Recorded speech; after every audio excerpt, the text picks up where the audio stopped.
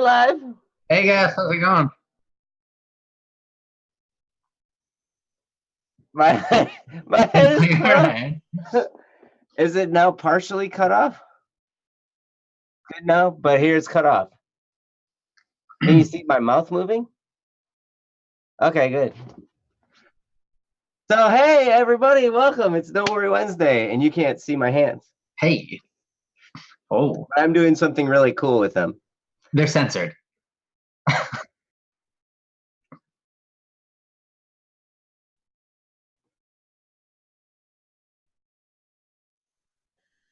Oh wait, they're coming up to the bottom. Wow. Yes. Yes. So this is, we've been, well, I say we, and it's actually Jesse. He's been being an amazing producer, trying to figure out all these technical issues that have been going on. So I sincerely apologize for being late to this episode, stream, whatever you want to call it. But we're here now, and we love you. And so does Ryan.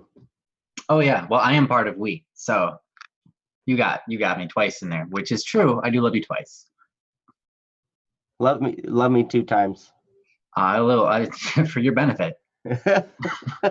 Just for you, I love you twice. But you know what's cool is we're not freezing like we were last time.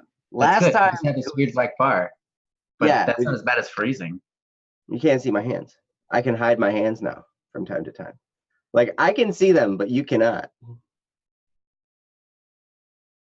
I think if it's go working like I've. I'm trying my best to complicate things. I will, Jono, just to answer your question, I will be getting a detective plush, but I will not be getting one until after the campaign is done and they're all shipped out because, yeah, that's the one of a kind prototype. This is a prototype, so things are going to change. For example, the light spot on this eye is going to be moved over to the other side so that the direction of the light makes more sense, and a few other things. But yeah, it's actually really, really nice and very soft. Mm-hmm. I'm wanting to fall over on you real quick. Oh, Detective Gnome! Ah!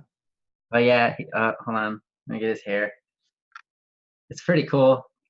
It's really soft. The one other thing is going to change in the back here, but the ribbon on top is real.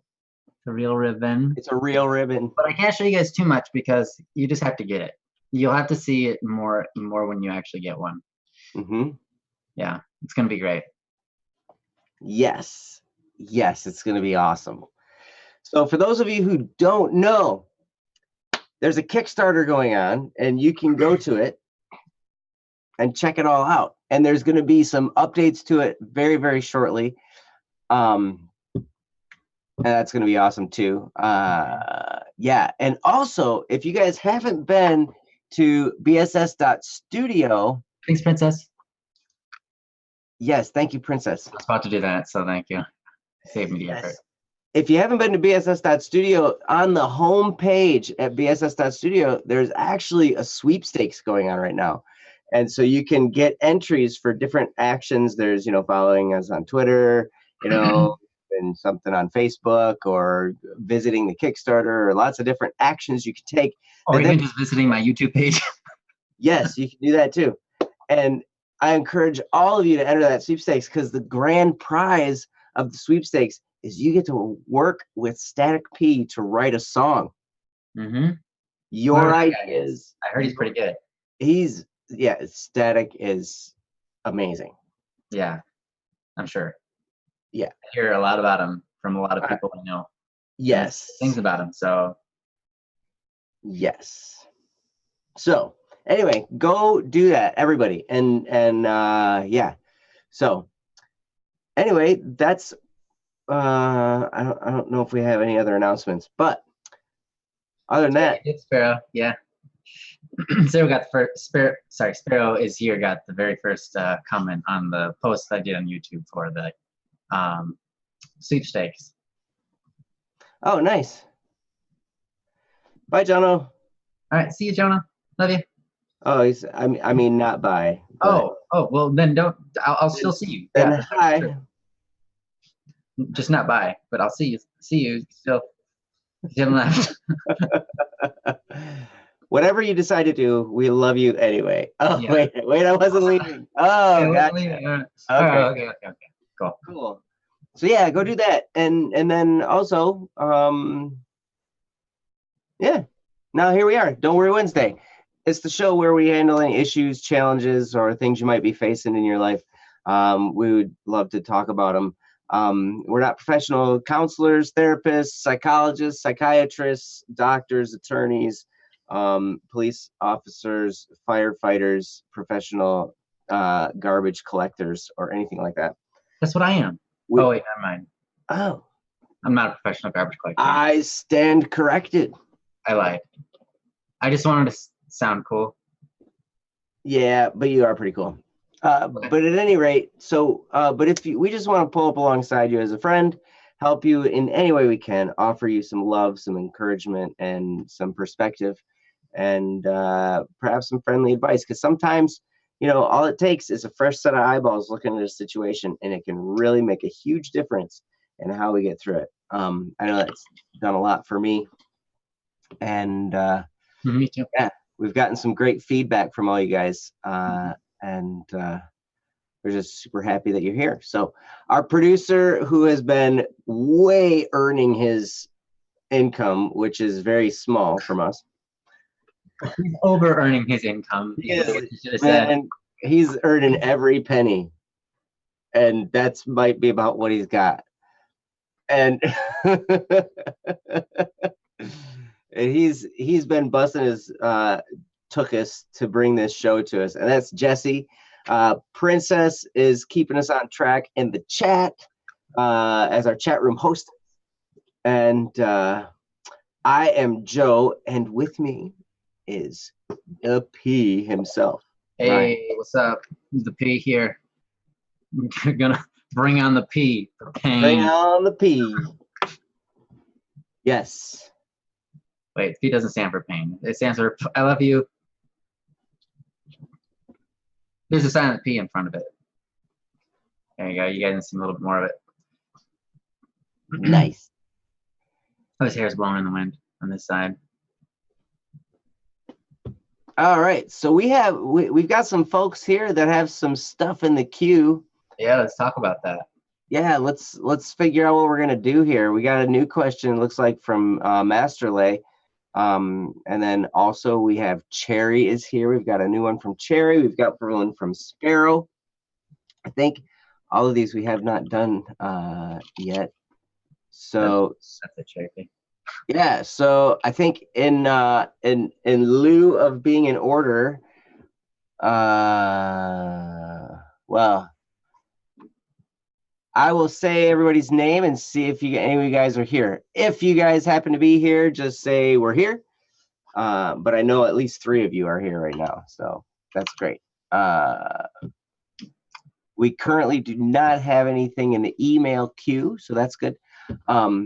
But all right, so here's the list of names: Knox, Amira, Nathan, Bakugo Lover, Sunrise Sky, Karma, Rose, Bree, Random, Akil, if he lets us, Purple Husky 8, 15th Ghost, Sparrow, Boogabug, Cherry, and Lay. And I know that Sparrow is here, Cherry is here, and Lay is here. So so I'm thinking we should just start with Sparrow, because that's the first one on the list. So let's see. Yeah, let's do that. So Sparrow, I sure do appreciate you sharing stuff with us. Yeah. Sharing, yeah, absolutely. So all right. Cherry says hers might have to wait until they come back from Japanese lesson. Okay. Well, hey, if you're not here when we finish up with this, then maybe you'll be back when we're done with the next one or something. Yeah. All right, so this is coming from Sparrow, and I will post a link here. Boom. And I actually posted it. You caught us off guard. That's what happened. Wow. Nicely done, man. Wow. You distracted everybody, and Wow, then I did. Don't look at the wow, hand. well played, Joe.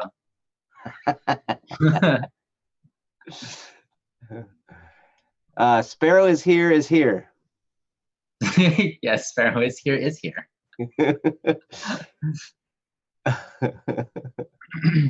All right. Princess is taking questions. That's why So go ahead. she's doing her job. Yes. So click the link and you can read along with me. It goes like this. Recently, I've been feeling really bad how I moved a few years ago. It was a last second decision, so I could not say goodbye to my friends. My parents don't want to bring me all the way back because it's a few cities away. I have no way to contact them. So I've been trying to make new friends in my new area. And not many people accept me for who I am. So I sit inside and talk to people on the Discord and other Discords. I do go outside every once in a while, but nobody talks to me outside of school. Oof, I just realized that I forgot to add that I go to school. Not many people talk to me, but people don't consider me as a friend. I go by the name Sparrow because I read online that it brings a sense of community. It's kind of ironic because always I'm always inside, but I like the name. I'm very sorry if the story is a bit inconsistent, but this has taken about an hour to write and I'm super tired of writing. So I'll just end it here. I'm sorry I missed the past Don't Worry Wednesdays. Either I missed or came in too late. Hey, no problem, Sparrow. You know, we love you no matter what, if you can make it or if you can't make it.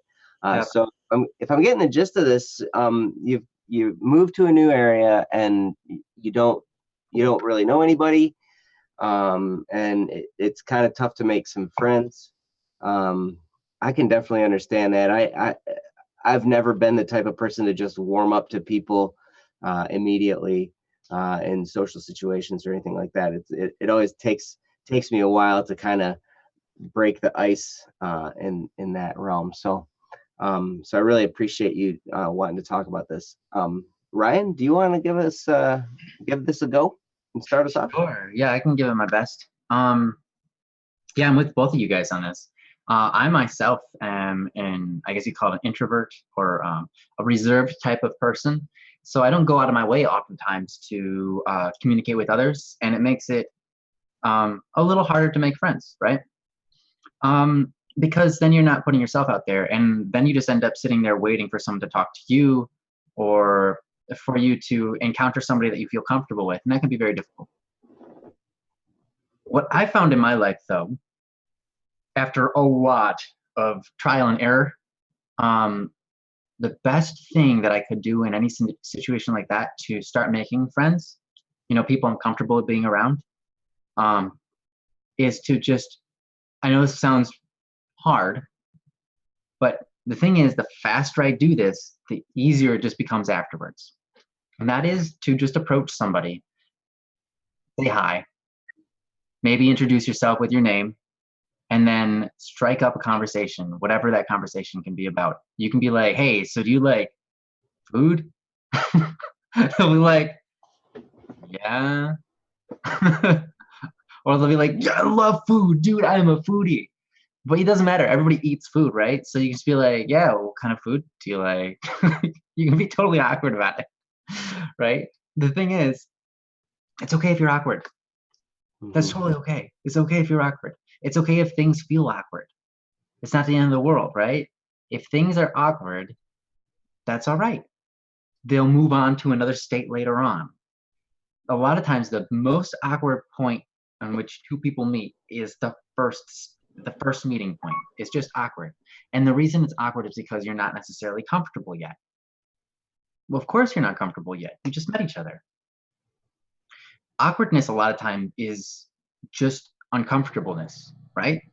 When there's a silence in a conversation, you feel a little bit of uncomfortableness. You're like, oh, I should be saying something. It feels awkward, right? It's just discomfort. Well, of course it's discomfort. Of course it's uncomfortable when you first meet somebody. Like, you don't know what kind of things you don't know who the other person is. You don't know what they're interested in. You don't know anything about them.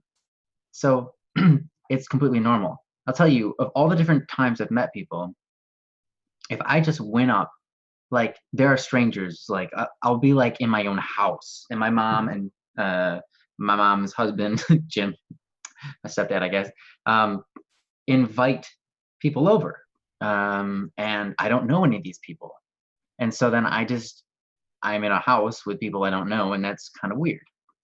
Um, but once in a while, I'll be kind of forced to be near them, and or maybe I have to eat with them or whatever. And at that point, I can either sit in silence and be really uncomfortable, or I can just introduce myself and say, "Hey, this is who I am, or this is what I like to do. What do you do for a living? What's your job? Or how old are you?" Or ask them questions, right?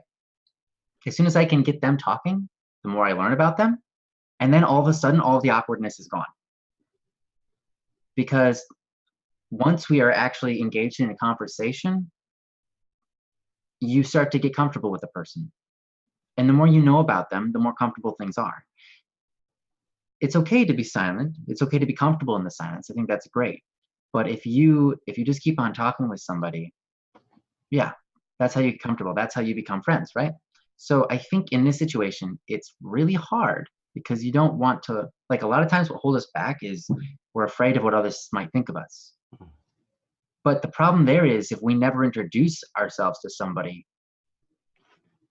what does it matter what they think of us? Right? Why are you afraid? There's no real logical reason to be afraid because they don't know you. You haven't even introduced yourself. So if you introduce yourself and they don't like you for whatever reason, it doesn't matter. That's probably not the kind of person you want to be friends with anyways. Move on to somebody else. You know? If you're gonna introduce yourself, if you introduce yourself to somebody and their response is not kind, you can just be like, okay, well, I guess we're not friends. So next person. But most of the time, what's gonna happen is you'll say hi to somebody. You'll say, "Hey there, do you like donuts? I don't know how to start a conversation, so this is what I started with. I'm sorry." Just say that line. And they'll be like, "You're hilarious. I love you." Of course, I like donuts. Who doesn't like a donut, man? Like, what's your favorite kind of donut? Do you like the sprinkles? Do you like the chocolate on top? And they'd be like, "Dude, my favorite is the one that's like stuffed with jelly or custard." And it's like, "Oh, dude, I know, man. Those are the best." Right? People will talk to you about anything. If you just go up and you make yourself open enough to have a conversation with somebody, that will start you on the adventure of making friends. That way you don't have to feel so alone, right? And I understand that feeling. I lived that way. I lived feeling alone, feeling like everybody hated me, no one talking to me, or if they did, it was usually like they were trying to bully me. Like for like since second grade, or maybe it was third grade, all the way until the last 2 years of high school. Okay. And in the last 2 years of high school, I decided, you know what? I'm just going to change everything around. I'm going to just act how I want to act. And I'm going to approach people. I'm going to actively force myself to sit down next to someone I don't really know and strike up a conversation. And that was hard because I had to play a mental game. I had to say, like basically the thing was like, I am Black Static. That's who I am. Because I played a character on a video game and a lot of people liked me. And I was like, that's my hero right there. I want to be that guy. And that guy is me, just me being the best version of myself, me being not afraid of everything, me not being afraid of social situations. So I went and I was like, okay, Ryan, you know who you are? You're Black Static. Now go down there. Because what would Black Static do? Oh, yeah, he would definitely go sit down next to that person and talk with them. I'd be like, okay, well, then I got to do it. And then I would go up, would sit down next to somebody I don't really know in band. Somebody plays a flute or something. I don't even sit next to them in band because I played the saxophone. And then I strike up a conversation like, hey, I really like your shoes. Where'd you get them? Or, hey, I really like your pants. I don't know what it is. I have a thing for blue jeans. I think your blue jeans look awesome. And I'll be like, thanks. Yeah, I like blue jeans too. Right? Whatever it was. Sometimes the conversations would be really short, but sometimes they would turn into something. And you know what I found out? I made a lot of friends. I made a lot of people who wanted to be around me. They just wanted to be around me because they felt comfortable around me because I made myself comfortable around them. I went out of my way to make myself comfortable around them so they could be around me and feel comfortable. So they could approach me with comfort. Because here's the thing, everybody in school is going through what you're going through. They're afraid to make contact with other people because that is uncomfortable. You're not the only one. Everybody in your school, pretty much outside of like a couple of people, is going to be afraid to make contact with other people because it's uncomfortable. But if you take the first step and make it comfortable, if you make yourself easy to get along with, friendly, pleasant, kind, generous, charitable, if you make yourself open to people and comfortable around you, people will come to you just wanting to be around you. And especially if you compliment them, if you tell them what is good about them inside, you spend time building them up as a human being, say, oh man, you got all of these things going for you that are so cool. I really like this about you. You're such a great whatever. People will love to be around you. And that's what it takes. It takes forcing yourself to make that first step. But let me tell you, I've done it. I know Joe, by the way, has helped me do that.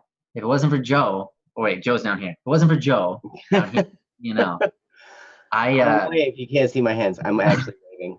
What's down here? If it wasn't for him in my life, I don't think I would ever gotten to that spot.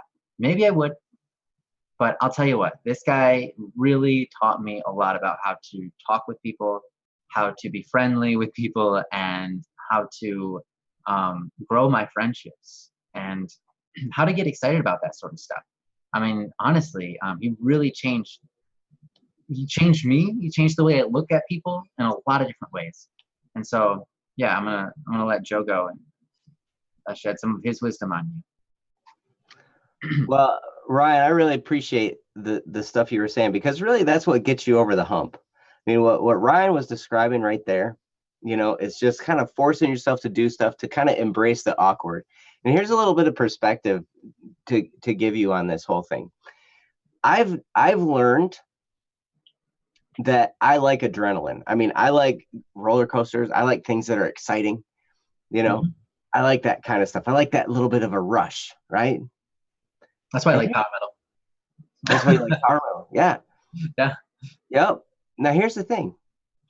There's really no difference in the feeling of that adrenaline rush and that of nervousness. They're pretty much the same feeling. You get that those butterflies, you know, and it just kind of like, you get that feeling in the small of your back. At least I do, you know, and like, it's just, you get this little bit of a tingle and you're like, and you get charged up a little bit. And what's happening there is you're actually building up some energy. Now, the thing is you got to let that energy out. And that's another thing. Like I learned in a book, How I Raised Myself from Failure to Success in Selling, by Les Giblin. And he talked about using nerves to generate enthusiasm. Like he talked about that. And I had this actually reaffirmed just recently in the martial arts class that I'm in. And my sons and I, we take martial arts, right? We take Taekwondo. And we're actually in a program that's teaching us how to be instructors. So we're now learning at kind of one of the highest levels. And now we'll be even higher level learning once we're in the black belt categories and stuff. We're not quite there yet. But what we're learning to do is how to run a class and do all these kinds of things. So part of that program is helping with some of the other classes, some of the lower classes, the littler kids, and then the more beginner classes. You know, our job is to help. And I know, man, for so long, and I still deal with this. I just feel so uncomfortable, especially when it's other kids. There's kids out there, especially the little kids. I always feel like those parents, they're not going to like something that I do, you know, in the class. You know, they're not going to like the way I hold the shield pad for their kid to kick it, or, you know, they're not going to approve of something that I do, right? But all those feelings, like Ryan was just talking about, everybody else is nervous too. My nervousness is the same as everybody else's nervousness. And so the key is, like Ryan was saying, the key is to just be welcoming, to be open to other people, to just be out there and use that nervousness as energy to, push you to go do that. And really, I would say things like this to myself. This is my place. Like, I own this place. Maybe that might be kind of strong language, but you get the idea. Yeah, I use that same language for myself to build myself up. Yeah, I get it. Yeah. Like, I own this place. I am the host here. So it's my job to extend welcome to people, and I'll do this even when I go to the gas station. Ryan has seen me many times, interacting with people at a gas station. My line, by the way, the line I always use to break the ice is, "Hey, are you having fun in here?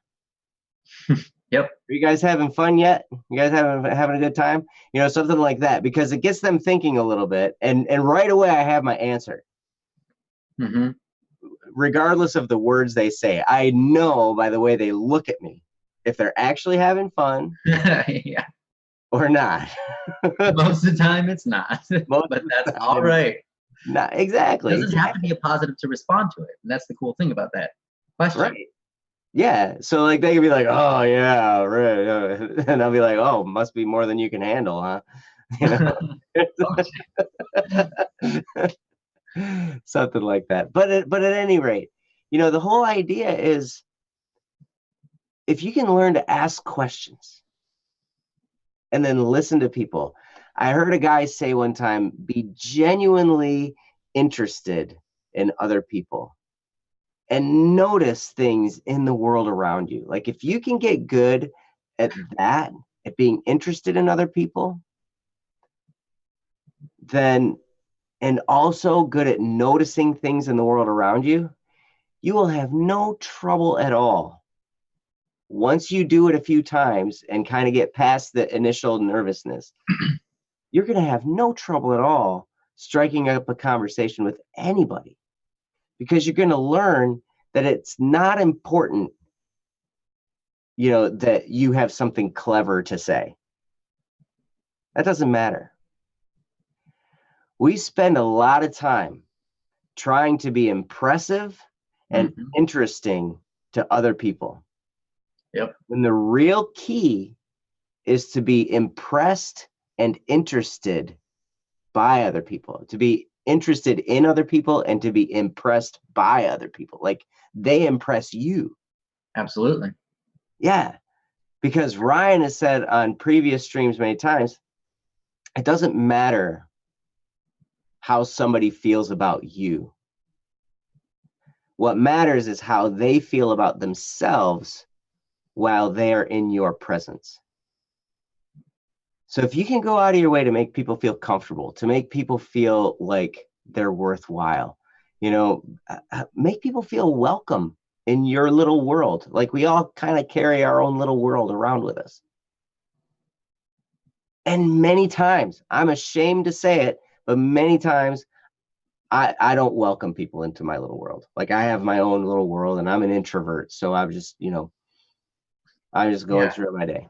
I sometimes do that too. I mean, even though I know better, it's just like my natural personality is to like just stay focused and try to kind of cast away things that are coming at me. Exactly. But if you can kind of flip that, if you just make that conscious effort once in a while to open up your world to the people around you, it's amazing what can happen, and the people that you get to know. So I mean, other than that, I don't have a whole lot else to say except for, one thing, and that is, if you can practice smiling. I knew it. But real smile, not just this. That's smiling with the corners of my mouth. Is that a real smile? No. No.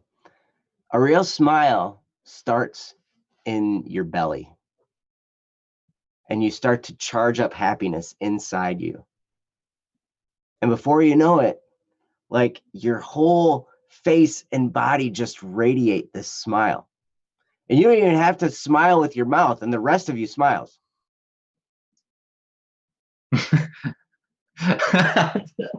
How are you doing that? You know what I mean?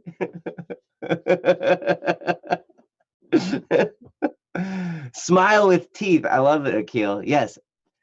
But if you can practice like really smiling from deep down within you, charging up happiness inside you, and do it in a mirror so you can see yourself, and you'll start to see the difference. And before you know it, you're just walking around with that demeanor. And you know what happens? People smile back. And they don't even realize it.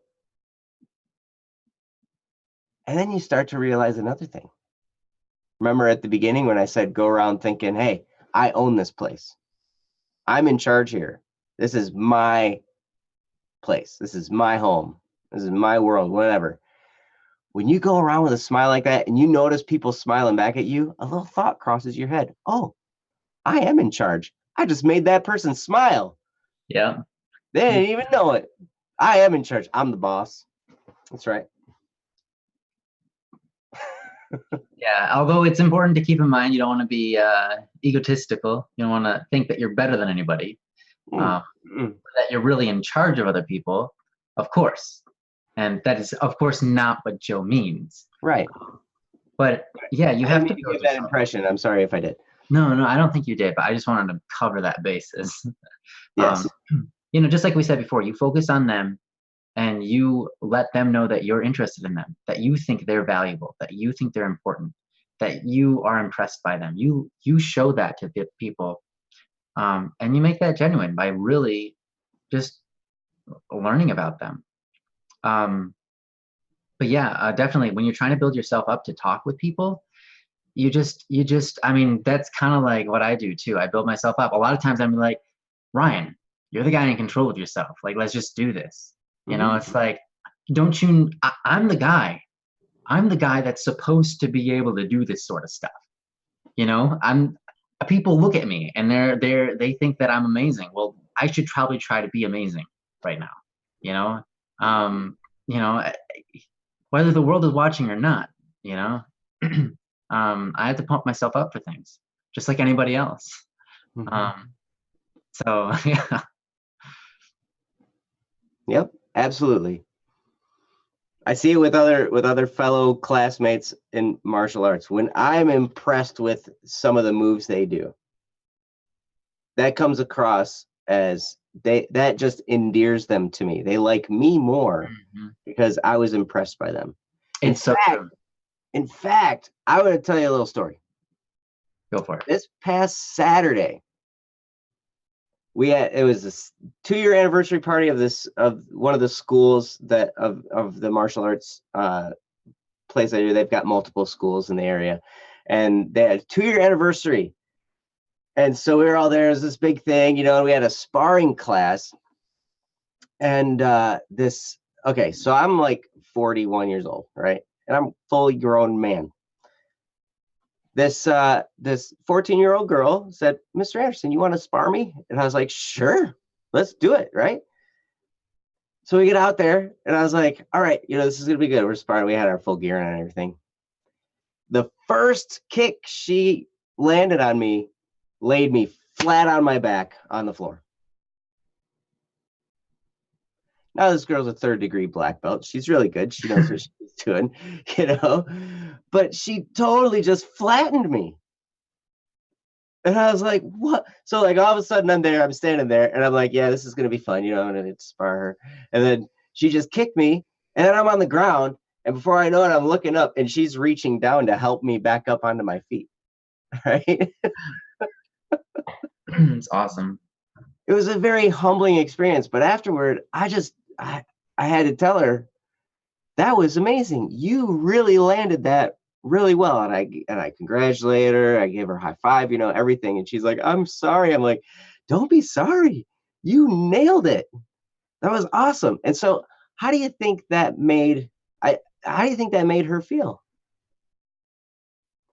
If I would have just been like, oh, like, oh, Appreciate it. well, I let you do that, or blah blah blah, or tried to play it off and let pride be in there, Hmm. you know, that would, that wouldn't have worked out good for anybody. Yeah. But instead, I congratulated her. I was like, that was awesome. Way to go. You really know what you're doing, and I just basically was amazed by her ability. And what that did, anybody who witnessed that, you know, they felt a little bit more comfortable in my presence because they knew that I'm gonna encourage them. I'm gonna, even if they get one over on me,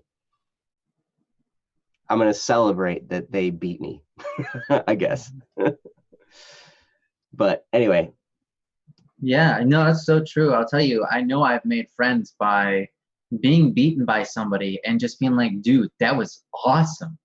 Way to go. Like in whatever it was, like whether it be a video game or a real life situation, or maybe they insult me, but if I turn that around and I just flip and say, dude, that was really funny. Like that was legitimately funny. Like, or whatever. All of a sudden it flips that switch and it goes like, it feels like you're doing the opposite, because you think like in Joe's scenario where he gets kicked down, right? And he admits to it, right? You would think people would be like, oh my gosh, he's such a wimp. He got kicked over by a 14-year-old, but that didn't happen. Oh yeah, Maybe it happened a little bit, but it doesn't matter. my wife and my in-laws thought it was hilarious. Oh, there you go. They were cracking up. They were laughing at me and I pointing. bet they were. I bet they were. But here's the thing. One, you made her feel good about herself. And what did that do? That did too. Made her like you as a person and want to be around you more and want to spar with you probably more because you were honest and encouraging, right? Three, anybody who else looked at that, it wasn't your in-law, I guess, was amazed at the humility you have, right? Because most people, honestly, and you know this to be true, most people would have gotten up feeling humiliated and be like, oh my gosh, yeah, like, I don't know. I would imagine that most people would try to play it off like, oh wow, yeah, I wasn't actually balanced yet, you got, or oh, I kind of let her do that so that she would feel good about herself, that sort of thing. But yeah, that doesn't help anybody, because people know. They're like, yeah, that guy's just trying to make himself look better than he is now. Mm-hmm. I mean, your in-laws or your wife, whatever, are gonna laugh at you either way, whether you try to brush it off or not. I know, right? I know. Exactly. So what you did was brilliant. It's really the right way to do it, is just be honest and impressed rather than humiliated without reason. That leads to nothing, So I'll tell you what, that is so true. Many times in my life, I know in the past where people have shamed me or put me down, and I just turn it around by showing them love and affection and showing them like, wow, you're really witty. A lot of times that's my response. If someone says something mean to me, I can realize like, wow, you know what? You have a really good way with words. The way that you formed that, it's like, that was spot on. You came up with that quick. Like that was impressive. Have you ever considered like being like a freestyle rap? I don't know if you can rap or anything, but that was really cool, man. That changes the entire way people look at you. And it makes it possible for you to be their friend. And then they'll stop doing that maybe they'll stop being mean to you, and they'll turn, the beautiful thing is with that is you can turn that evil into a good. Because if someone's insulting you, that's clearly evil. You know that. But then that's wrong. What you can do is you can forgive them and then help them shape that into something that is good for the world. You can take their wittiness and turn it into pure comedy, not one that insults people, but one that makes things fun. Or you can help them write stories, or become an improviser, or a radio host, or many things in life that they can use that talent towards. That's good. And you can do that by being their friend. So yeah, anyways, we've kind of sidetracked really far up right now, but Sorry, Sparrow, but yeah, hopefully some of that is helpful to you. Yeah, absolutely. So yeah, what are the things to take away? I guess just be impressed and interested in Hmm. other people. Don't be afraid to approach people because they're as scared of approaching people just as you are. But somebody's got to make that first move. And if you don't do it, you can't expect them to. Hmm. If you do it, you know you're in good hands. And don't worry about it when you run into somebody who just grunts at you or is mean to you or whatever. They're just having a crummy day. It's like, whatever, you know what? Or maybe they just kind of have a bad attitude or something. You're going to run across people like that. That's okay. Yeah. And it's going to happen. But don't let that stop you from extending that welcome to the next person. Just because that's not anything to do with you. That's just them, right? That's all them. And I would play this thought in my head where it's like, man, I feel bad for them. I only had to deal with them for like those 5 seconds or whatever that they were rude. Oh no. They have to deal with themselves all day. Oh, poor guy. I know. I feel bad for him. Like, Yeah. like, wow. No, I'm the same way. I do feel pity on. I just feel bad for people who respond that way because you know that it's tough. Life is tough for those guys. Mm-hmm. So, yeah, Yep. it's rough. So Sparrow, you got this, Mm-hmm. and you totally.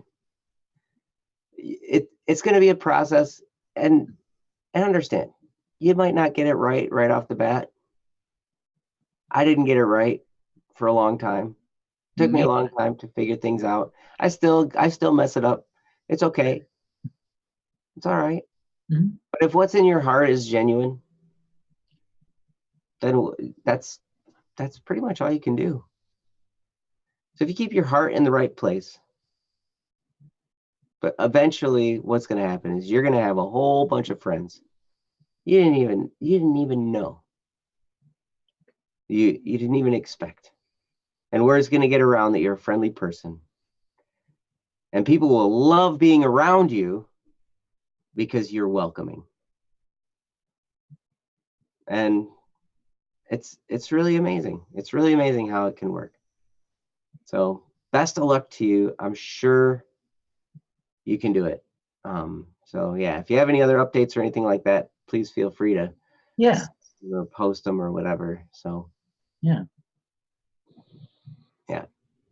Thanks again, Princess, for sharing that link. Yeah, we've got a Kickstarter going on right now. If you guys don't know, you probably all do. You all are probably people who follow us closely. But yeah, we got a Kickstarter going on, and we're giving away a lot of things. This is a prototype of one of the things we're trying to get to you guys, get in your hands, so you guys have physical products and a bunch of audio you can listen to, the finished versions of all the songs of Criminal Idol and all that kind of stuff, waiting for your ears to be filled with.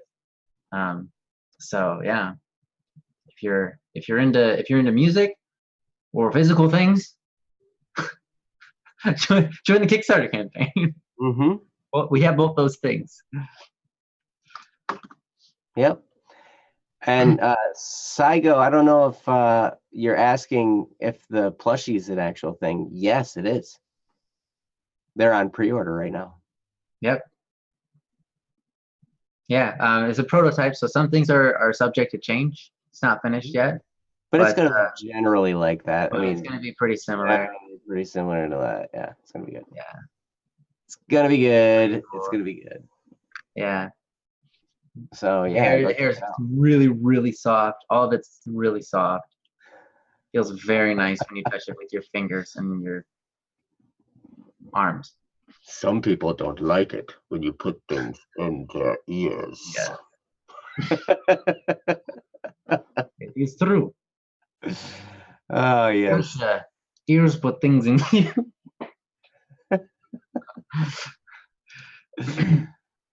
Yeah, everybody go check out Static's newest video. It's great. So anyway, all right. So let's move on. Let's move on to the next one. Cherry had to go, I think, right? Yeah, they might be back later, but yes, but We still have Lay Fucking here. yes. We got a couple Lay. from Lay. Yeah. Absurdly. Arr. So hey, Lay, which one do you want us to do? You want us to do? We'll let you have the choice because you just posted 2 of them in such a short period of time. You want us Do to we do have to unhealthy do- habits or crush despite rejection? Yeah. Both of those sound really good to talk on. I know which one Joe wants to talk on. Oh, Boogabug's here too. Hey, Boogabug, what up? Boogabug's got one. Boogabug. Maybe should we do Boogabugs first? Although we Yeah, did let's just do. say Lay. Lay says go with habits. Okay, Lay, Alright. we're gonna have to maybe put you on hold a little bit because Boogabug's got one from July 24th. Actually, it might be wise to ask Lay, what time is it for you? And when do you are you Oh. putting because Lay often does leave these earlier. That's true. That's true. That's true. Are you sure, Lay? Okay. Yeah, okay. All right. Hey, sorry. I hope that doesn't offend, but I just know that Boogabug posted this Yeah. one. A lot of Oh, times Lee has to leave early, so I don't want that to happen to them. yeah. But Boogabug, we will definitely do yours first. Yes. Yeah, okay. Okay, good. All right. Thanks for being awesome, everybody. Yeah, Boogabug is fun. This is really fun to say. Boogabug. Did I just post? Oh, Princess got it before me. Good job, Princess. Good on you. Yeah, way to rock it. All right. Rock it to the top. Okay. So yeah, so click on that. Go there and read along. Okay, so this is about Musician's Block. And it goes, okay, well, I'm a musician and I started making music back in 2008. Wow. Excuse me. And it was going well, but then after a while, I hit a serious wall. I couldn't make anything good and got stuck on the plateau for 8 years. Mm. And it was super frustrating. But then 8 years later, I found inspiration, went for a year or so making music, and then I hit the plateau again recently. And I'm scared because I feel like I'm going to be stuck forever again. It also doesn't help that I tend to make one super great piece and then taper up because, well, I'm not going to surpass this. I know that feeling. So I guess it's like, how the heck do you get off the plateau? How do you climb the smooth, frictionless walls of the frustration? And I don't know, I'm not sure if I'm wording this right. The worst part is like, I was trying to compose for an indie game and then my inspiration just died. And that's what kicked off the plateau. Aha. So, Well, I Ryan. gotta hand it to you for a couple of things, but I really like the way you structured your sentences here. Mm-hmm. I like your synonyms, antonyms, whatever. Allegories. I don't know. I like the fact that you tied all of this into an image of climbing and then being on the plateau and then the smooth frictionless walls. I like that. Mm-hmm. That was cool. Anyways. Yeah. No, I really appreciate you you sharing this. I think we might be able to help you a little bit. I know I've been in that position before. I don't know if Ryan's ever been in that position before. He just seems to just crank out material like you wouldn't believe it. Now, I know some of you guys are like, well, there wasn't a Criminal Idol release for like a year or whatever, but I understand. But you know, I get to see what Ryan releases, you know, and the stuff he comes out with and all that. You know, I kind of get a firsthand look. And Ryan is an incredibly productive musician. So Well, just so you know. But anyway, Ryan, why don't you take it away and get us started? sure. If you don't mind me asking, I hope it's not too much to ask. Boogabug, how old are you? I'm trying to get a grasp for how old you were maybe when you started writing music and where you were in your youth or career. I'm just trying to get a grasp for that. Mm-hmm. And if that's too personal, you don't have to answer. Yeah, if it's too personal, you don't have to answer that. Um, I guess the main thing I'm asking is, oh, you're 25. Okay, perfect. So started at 14. Okay, nice, nice. I'm 29. So I'm not too much older than you are. And we're basically about the same age. So, wow. I'll tell you what, if you've been writing since 2008, that's amazing. But you did stop for 8 years, and I get it. Music was not something. Here's the thing. Here's the thing. Music. When I was growing up, I learned to play the piano. I learned to play the alto saxophone. I did some singing in church, but not a whole lot. I wasn't part of a choir or anything. But I enjoyed music, but never once ever did I say I wanted to be a musician when I grow up. Ever. It never even like crossed my mind. Like, what do you want to do when you grow up? Huh. Never once did I ever think about becoming a musician. And yet here I am. That's because music in itself does not inspire me to write it. It just doesn't. The concept of music doesn't make me want to write music. Some people might, it's like a cabinet worker, might look at a cabinet and inspires them to make cabinets. And that happens to me sometimes with music. Sometimes I'll hear a song and be like, I want to write a song with something like that in it. And so then I do. But a cabinet maker does not make cabinets for the sake of there being cabinets. Cabinet maker makes cabinets for somebody to have in their home. And the same thing is true for a musician. A musician doesn't write music so that the music can feel itself, because the music cannot. A musician writes music sometimes for themselves, but also for the people that can hear it. And that part is what I'm passionate about. If I was passionate about music, I would hit that plateau so easy. Because there's nothing tying in my life and the way that I affect other people in that. It's fulfilling, but you instantly reach your end as soon as you write a really good song. Does that make sense? As soon as you write a really good song, if the point was writing a really good song, as soon as you write it, you've met your end, and you're like, okay, I finished. Now I've got nothing left to do. I'm done. I'm fulfilled. Which is cool. But if you can write music for somebody, then it's not fulfilled until they've listened to it, right? But let's say you go beyond that and you write music because you want to inspire the world to something greater. Let's say you write music because you believe that your music can change people's hearts, can change people's minds, and affect people, and they can. I'll tell you, you're writing video game music right now, it just sent chills up my entire body right now, because let me tell you something. One of the main, absolute, completely, one of the most, like, the biggest reason I became a musician, one was because of Joe down here, but two was because of a video game. I'm sure you might have not played it, but there's a game out there called Final Fantasy VII. And in that game, they have this theme that's reoccurring for a certain character. And what happens in the game, and I'm sure you know this if you've ever played it, this character dies.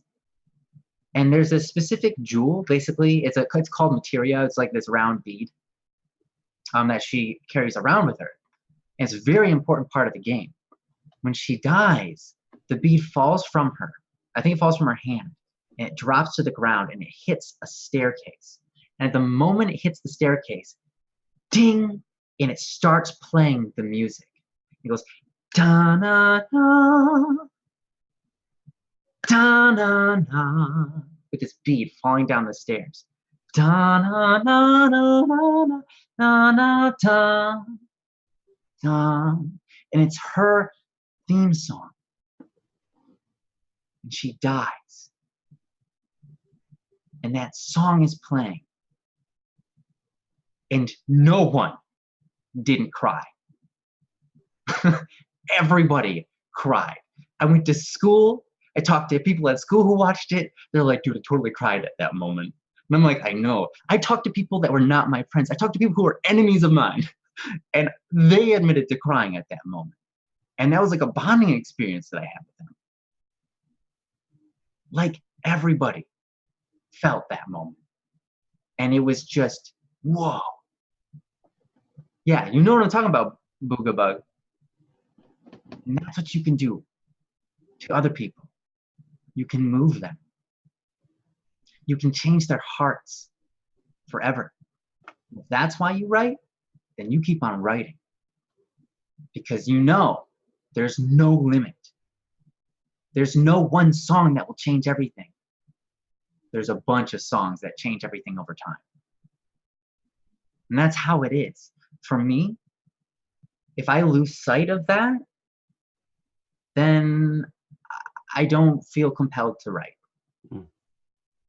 And the last thing I gotta say is this. Sometimes we just don't feel it. Sometimes we just don't.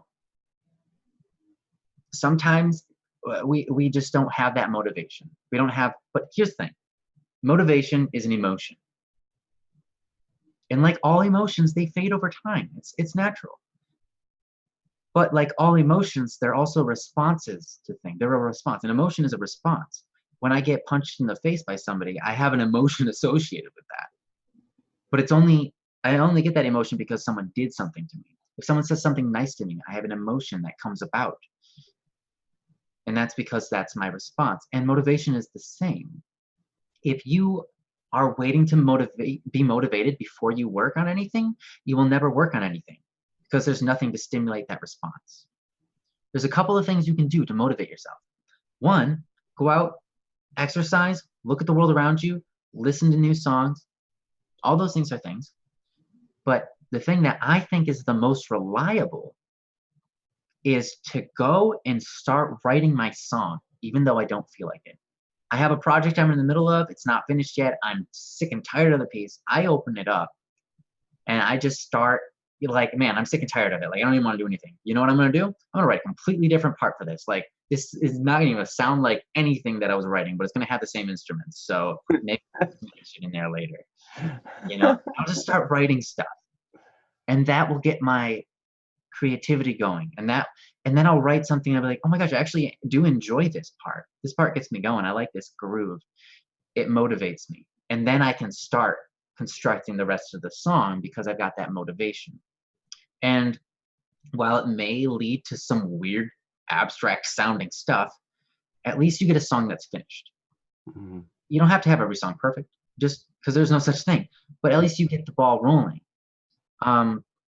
So, and you know what? I can't tell you. There are many times where I've had to take an entire song and just go, nope, this isn't it. This isn't it. And just throw it over here. And I'll be like, I will come to that. I'll come back to that in like 4 years. But for now, this is what I'm working on. I'm just going to start over from this song. Like, I need this certain sound. I need this certain thing. I'm going to start over because I'm sick and tired of that. And I'll come back to it. Maybe not 4 years, but maybe like a year. And it's okay. As long as I keep on moving and grooving, right? But anyways, those are the thoughts that come to my mind, and hopefully that can help you. I wish you the best, man. Writing music is, let me tell you, writing music, it's not just a joy. It's not just a pleasure. It's not just something that is a gift to the world, which it is. It is a huge gift to the world. But it's also a big responsibility. It's a massive responsibility because here's the thing. Musicians set the culture. And that's just how it is. You listen to what's on radio and you try to figure out what kids are thinking today. And it's like, oh, that's the same thing they're saying on the radio. You know, the same things their songs are saying, you know. Being a musician is a big responsibility. It comes with a lot of a lot of weight because you get to change people's hearts. Mhm. How are you going to change them? You know? So it's super awesome to be a musician. And I wish the best for you. And I'm going to let Joe um, share a bit of his wisdom and his experience throughout his adventure with music with you. Well, I think, I as far as advice goes, I don't think I can add much to what Ryan said. I mean, I might be able to just re-say some of the things he said in different words, but I think he said it pretty much all. Like, I mean, well, and I can give an example. Okay, so you know how Ryan was talking about the feeling of motivation and then also then how it's connected to actually working on stuff, right? And we think we kind of get this thought in our head like, I need to be inspired in order to get to work, right? And it's really backwards. I don't know why we get the cart before the horse like that, but science. That's so true, science. Thank you for pointing that out because it is true. um Sorry, well, I guess I'm getting too predictable. I'm gonna have to change up what I say. Yeah, you'll have to change your words. You have to be like dinosaur, elephant, potato. You weren't expecting that. Nunchuck head with a potato. Whoa, see, now you're really messing with us. No, go on. Yes, but anyway, they go hand in hand. Inspiration and effort go hand in hand. But the thing is that effort. Sometimes we can get the feeling first, and then we put in the effort, right? But more often than not, we start getting to work, and then the feeling comes while we're working. It's like, okay, I'm married, right? I have a wife. And it's like, okay, I'm going to love my wife if I feel like it. No, that's not the right way to go. I made a commitment to love my wife. So I'm going to love my wife even when I don't feel like it. And you know what happens? When I choose to do that, the feeling comes. Mm. When I choose, I say, I'm going to love my wife. Then the feeling comes along with it.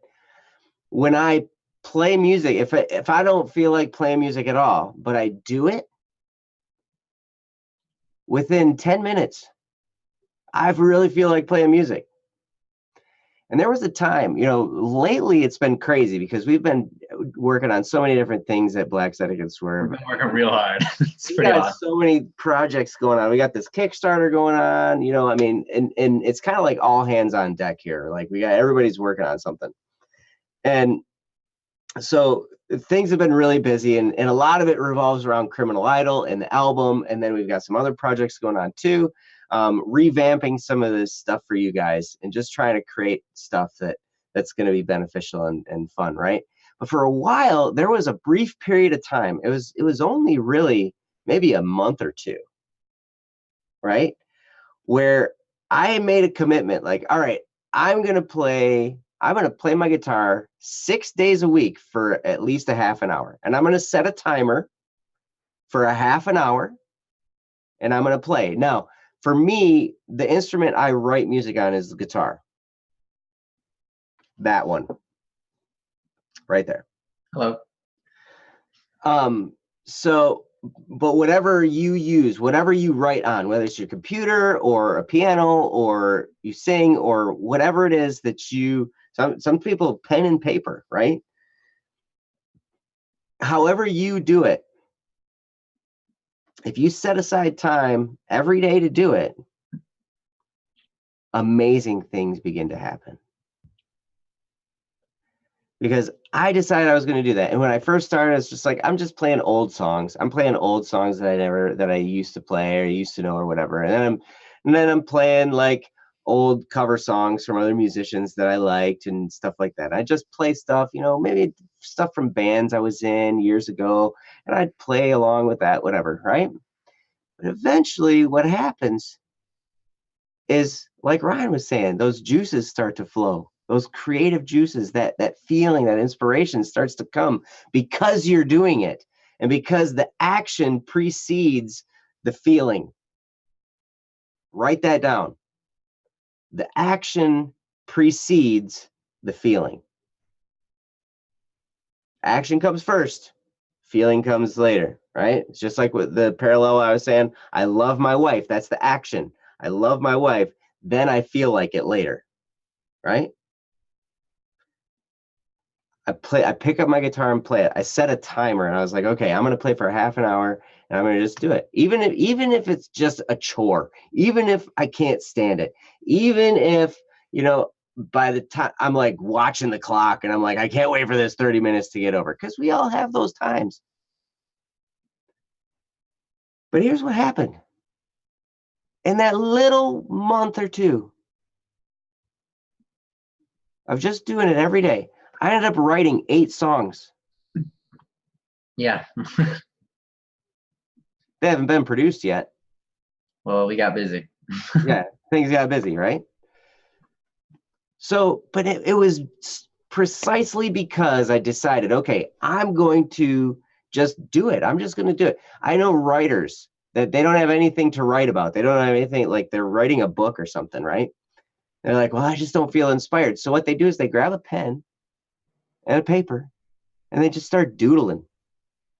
They just put the pen on the paper and start moving the pen on the paper. That's the action.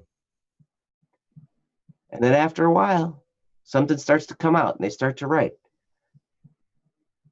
I had an exercise that I was doing on lyric writing where the goal, you say you set a timer for 10 minutes and you pick a word.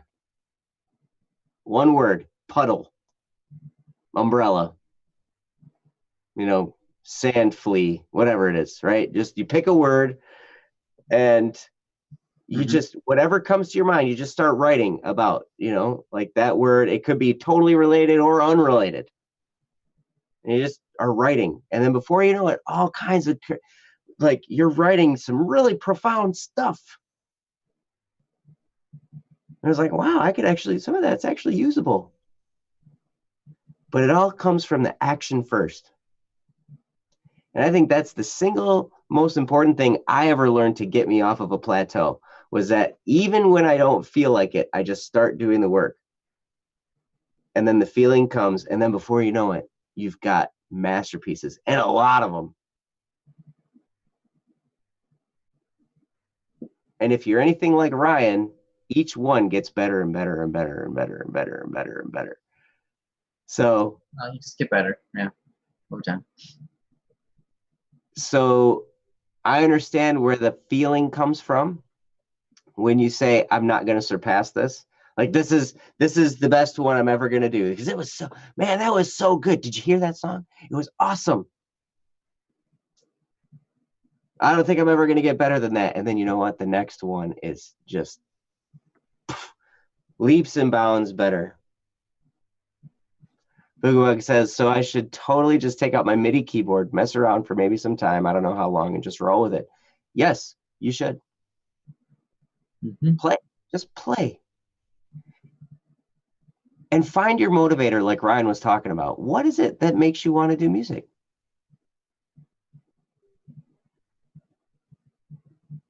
Is it a purpose? Is it a cause? Is it because you want to, share with the world beauty? I mean, that's reason enough. But one of the things you gotta need to remember about music, I had a musician friend of mine who said to me, he said, Joe, don't forget, music is a form of expression, and that's all it is. And I said, oh no. Music is a source of power, because it truly is. Like Ryan was saying, it has the power to inspire. It has the power to move culture. It has the power to change hearts and change lives. The first project Ryan and I worked on together, people started catching wind that it was us. We produced it anonymously. Right. And then the cat got out of the bag, and people started learning about it. That I can't tell you how many times I heard, man, track number 4 changed my life. Yeah. Yeah. There's always something like that, man. Track number 6, track number 4, man. Oh my gosh. Yeah. And it was an amazing feeling to know that we made an impact on these people. I wasn't even good yet. Oh, yes, you were.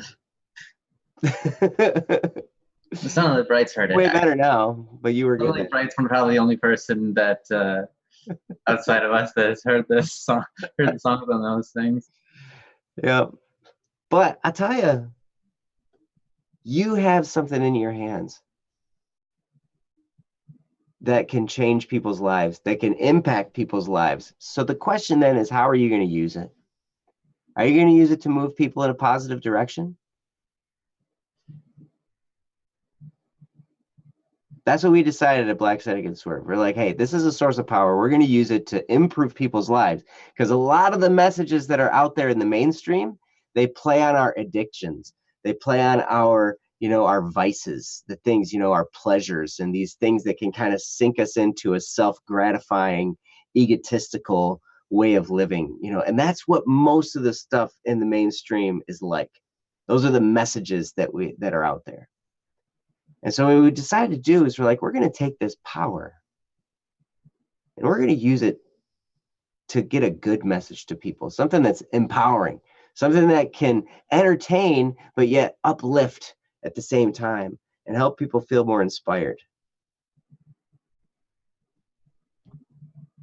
And I tell you, it's the most fulfilling thing in the world when you're doing it for that purpose, when you're doing it for the purpose of making the world a better place. That's so fulfilling. And I'm going to stop because I'll just go on forever. I'm going to turn it back over to Ryan. Ryan, sure. You look like you have something to say. One, Jono, that was hilarious. Senna, Sugar Pop Sunshine, and Boogabug. You said, I want to write I write more dark, foreboding things. And I think that's totally appropriate for video game music, of course. Yeah.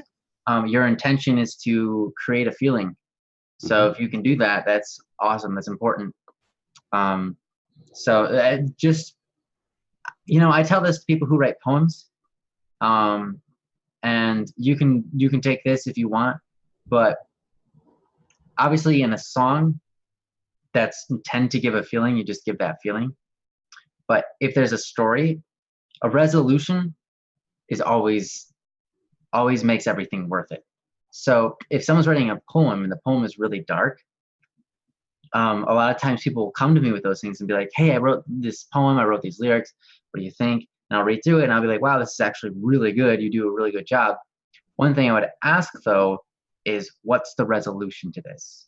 Because so far you've told me everything's dark and grim. I've got the problems. I've got all of these issues. But what I want to know is how to fix it, because then now it's something that people will like.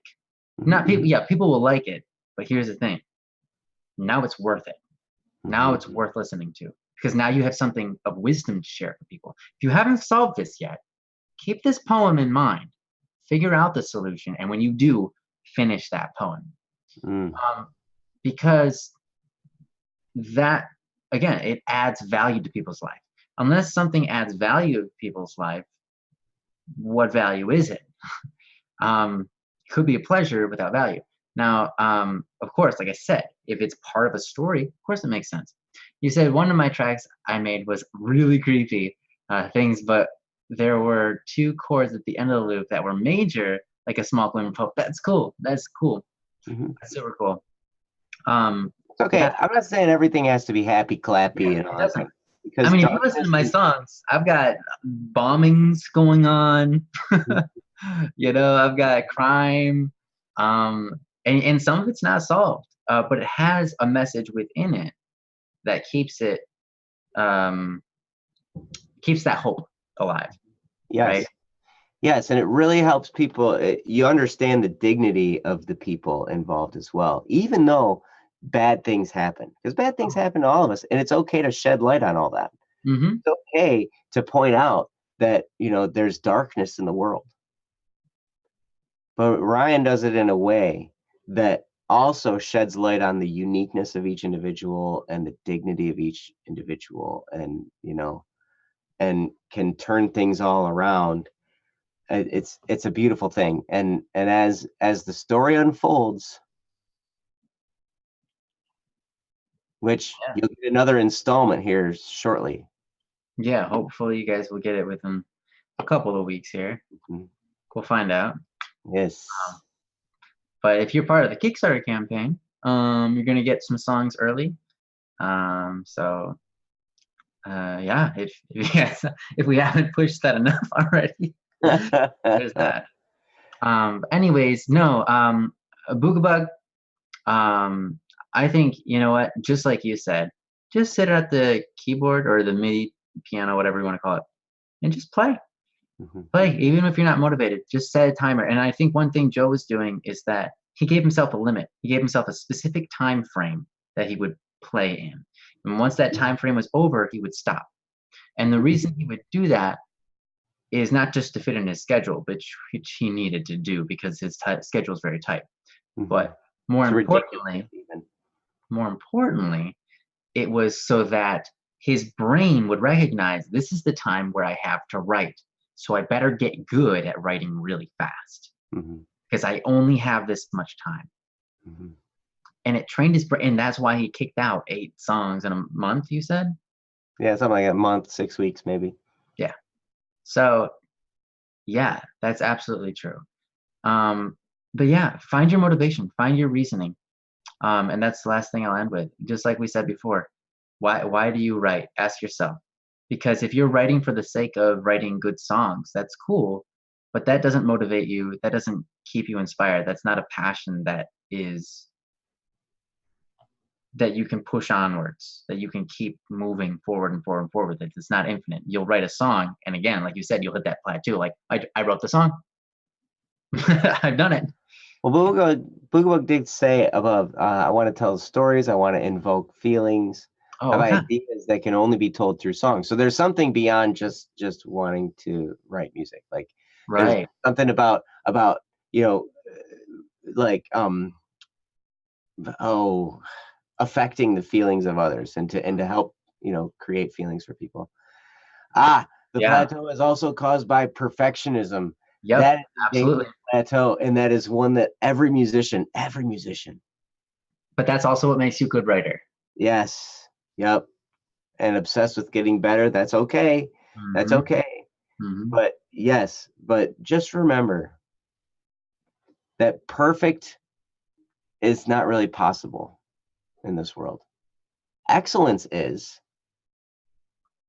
And if you strive for perfection, you will hit excellent for sure. But if you never release it,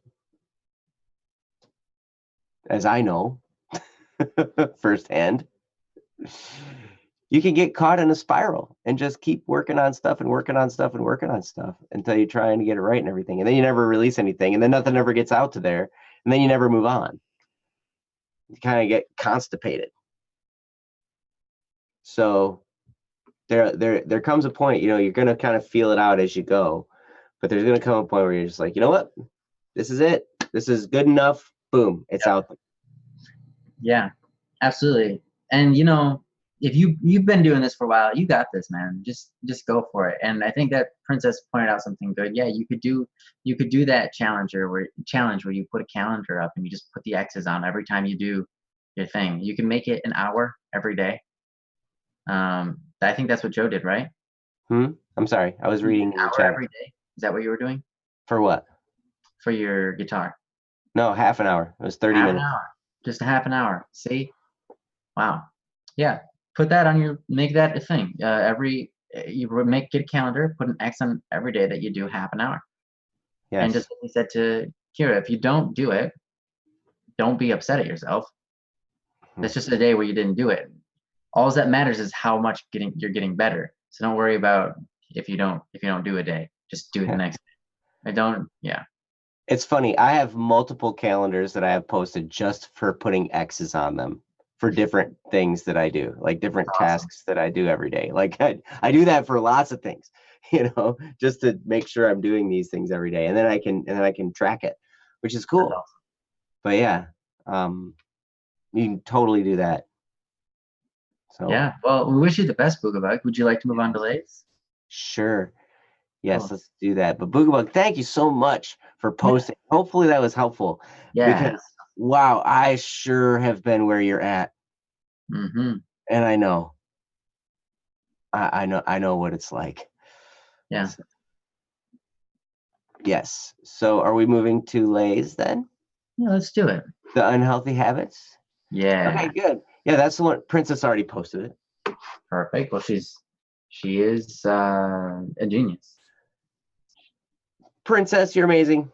So this is from Lay. It's called Unhealthy Habits, and click the link. Oh, good. Yes, do it. This one's a tricky one, and I'm excited to hear what Joe has to say about this one because he knows his stuff. Huh? Yeah, okay, just read it. Okay. Lay says, how does one get rid of unhealthy habits if working on them only ends up bouncing back and forth? Aha. Right? Yeah. That's a really, really good question. Really good question. It might depend on the habit, but Ryan, go ahead and start us off. Yeah. No, like this is the question, man. You got it. You nailed it. You figured it out. Oh, you want me to do it? The question. You figured out how to ask it and everything. Let me tell you what. This is a hard one. Because it's one that I think many people deal with. Because like an unhealthy habit, or another word for that would be an addiction. And addiction. I'm not obviously trying to insult anybody. It's just the word for it. When anything is a habit and it's also unhealthy, that's basically what you classify as an addiction. And there's a lot of different ways to get rid of it. But I'm just gonna let Joe take it away because he wants to talk about this. He wants to. I actually really want to know what he wants to say. Because he wants to write a book on this, and so he's gonna have a lot of really good things to say. You mean on addiction? Yeah, because that's the same thing as essentially as a unhealthy. Kind of unhealthy. Well, okay. So habits. All right.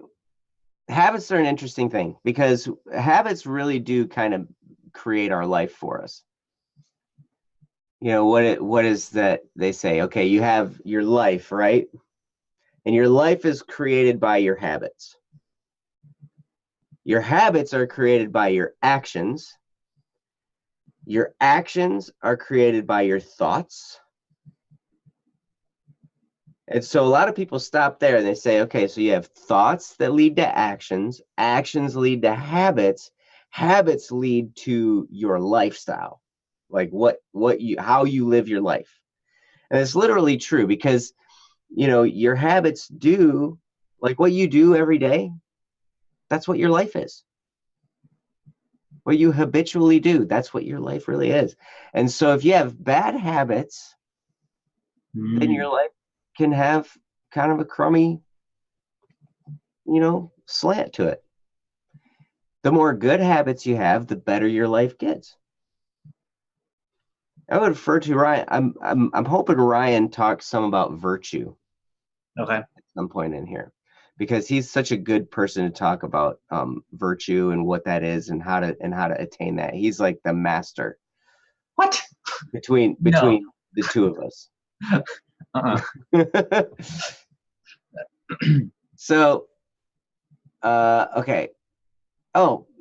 Okay, I see what you're saying. Yeah, I guess that is the difference between addiction and unhealthy habits, because addiction is something usually that you're doing, even though there's bad consequences, but you continue to do.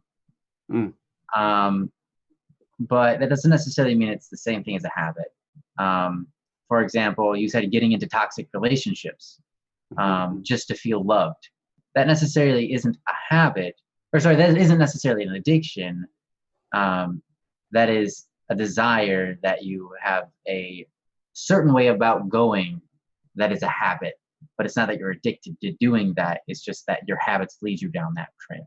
That makes sense in that scenario. Yeah, for sure. Okay.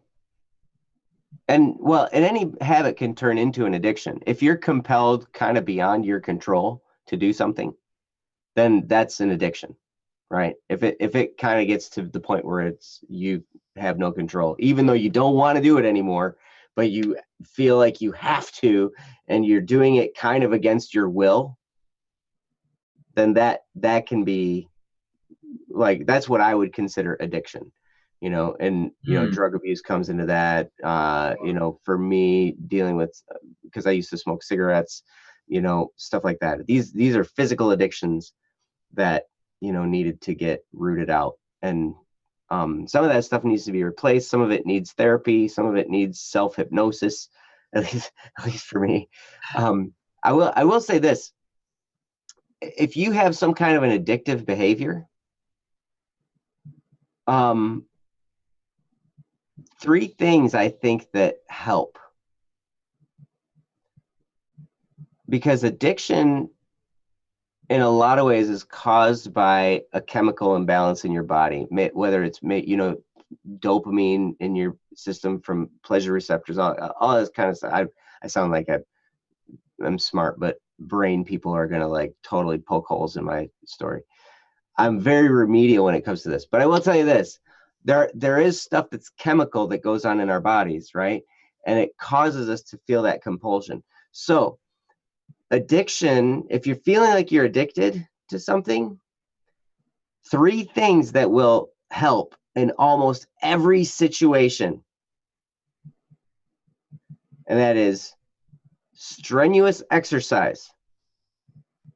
Now, don't go overboard, and always consult a physician before attempting any exercise program or even getting up off your couch. I love you. It's ridiculous, but well played. Keep getting off the couch.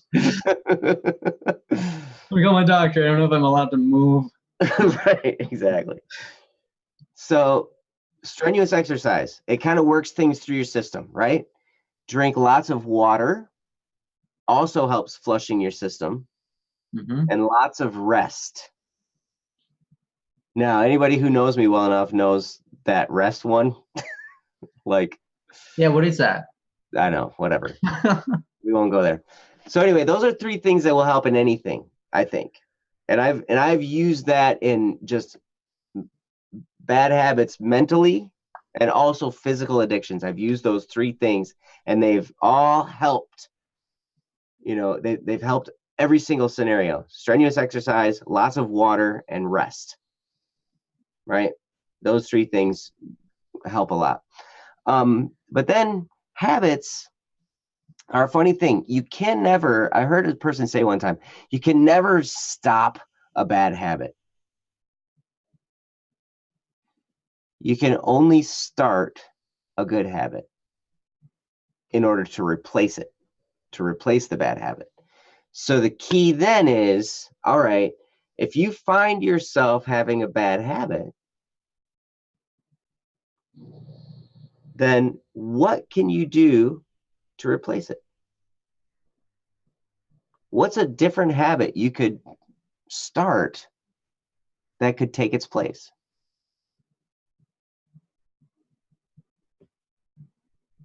And those are some questions you can ask yourself.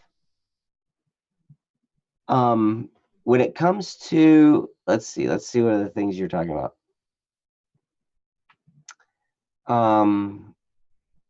Okay, so it says compulsive lying, which you have worked past that one. So that's awesome. I'm really proud of you for that, because that can be a tough one to get past. Getting into toxic relationships just to feel loved. I understand that. For that one, if feeling loved is the deficiency, then maybe there's some wound in your past that you need to forgive. Maybe you need to forgive yourself. because maybe it's something where you might not necessarily feel worthy of love, and so you do whatever you can to get that feeling of love. I know I've been there. And so sometimes we look back at past behaviors, and it might even be the former behavior you have of compulsive lying. Maybe you look at that as a black mark on you and you're like, oh my gosh, I feel guilty for that. Maybe you need to forgive yourself for that. And that's not always easy. But healing always comes through forgiveness. I know we've said that on here before. You've probably heard us say that before. But healing will always come through forgiveness. And if you have a bad habit that's something like that, where it's like, it's because you have a lack of love, you feel a lack of love or security or something like that, then a lot of times, not every time, but a lot of times that's rooted in some wound that we've experienced, and we just feel like we're not worthy to some degree. And the way to get past that is to forgive ourselves or forgive whoever it was that wounded us, and just go back and remember that hurt feeling, not so we can blame somebody for our pain, not so we can,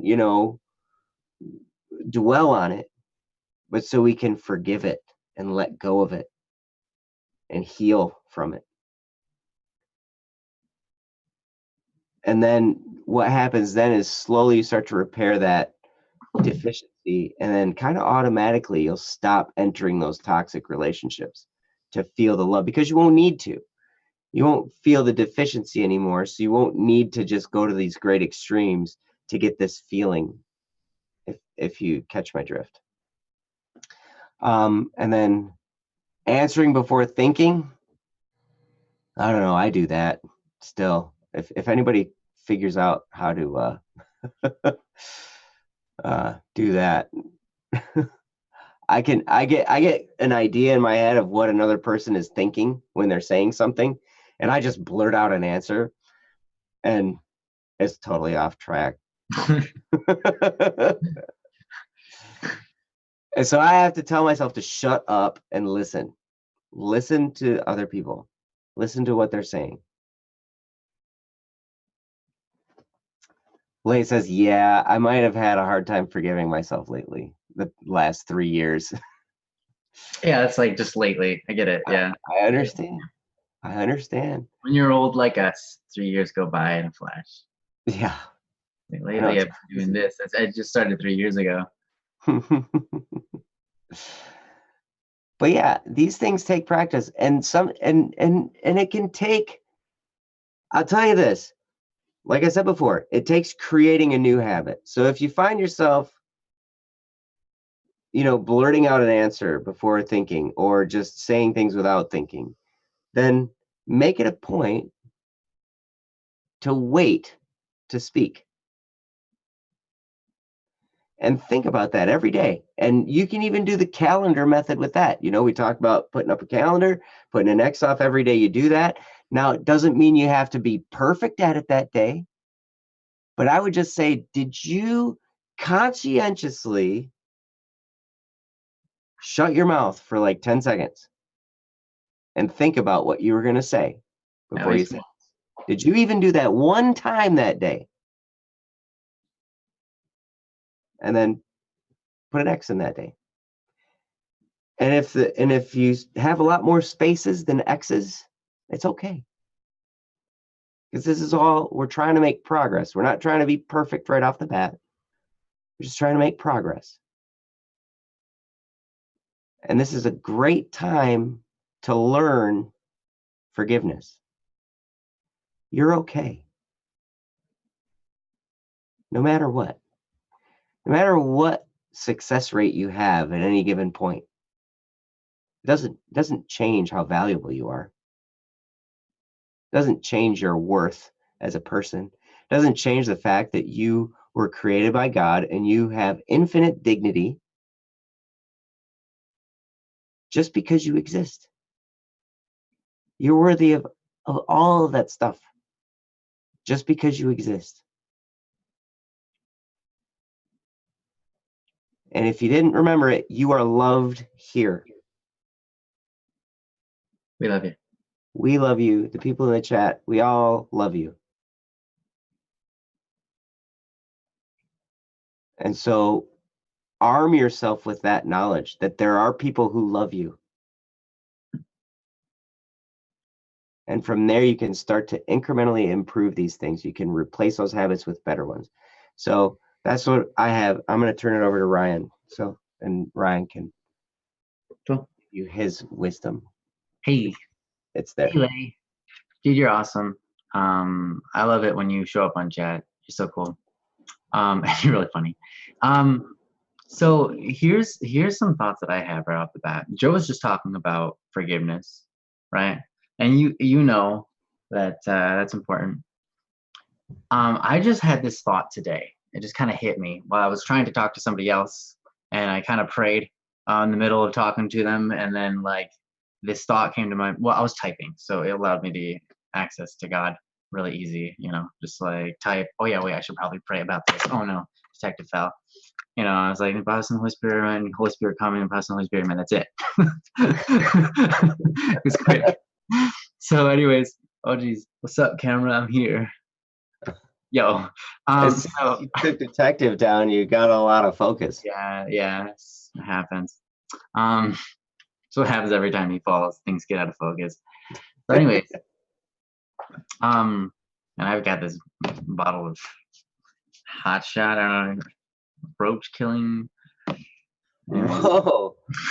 I don't know. It's my brother's. That's what he's sitting on? Yeah, he's standing up against a roach killer. I don't know. That's he's the he's the boss of that. Anyways, no, he's actually standing on a McDonald's cup.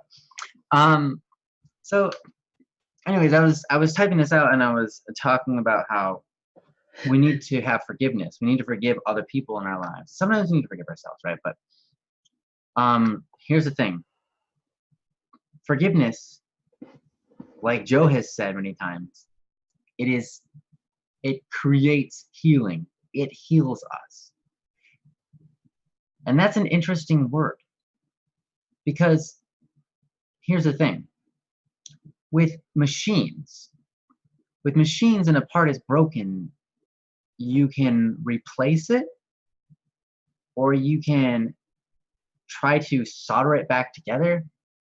There are things you can do, but the machine never, sometimes it does, but it usually doesn't fix itself, you know? If it does, it's some weird accident. The gears just spun right and it just realigned, you know? It doesn't have a self-healing mechanism inside of it. When we get a scratch on our body, we get cuts, wounds, bruises, whatever, we can eat medicine, right? But the medicine does not heal us. It does not cure us a lot of times. Unless the medicine is eating out a poison or bacteria, a lot of times, in fact, it doesn't even do that. What medicine does is it enables us to do things. A lot of times medicine just takes away the pain. But our body's the one that still recreates the fabrics in our skin that sew our skin back shut when we get a cut, or fix what was inside that caused the bruise, right? It's our bodies that are naturally healing. But when we have something mental going on, right? Something in our minds that isn't quite right, like a bad habit, we also need healing for that. But the way that heals is kind of interesting, because a lot of times it's through forgiveness. And why does that heal us? What's cool is that it heals us because it takes something evil and it makes it holy. That's why it's healing. Because you cannot unwrong the wrongs.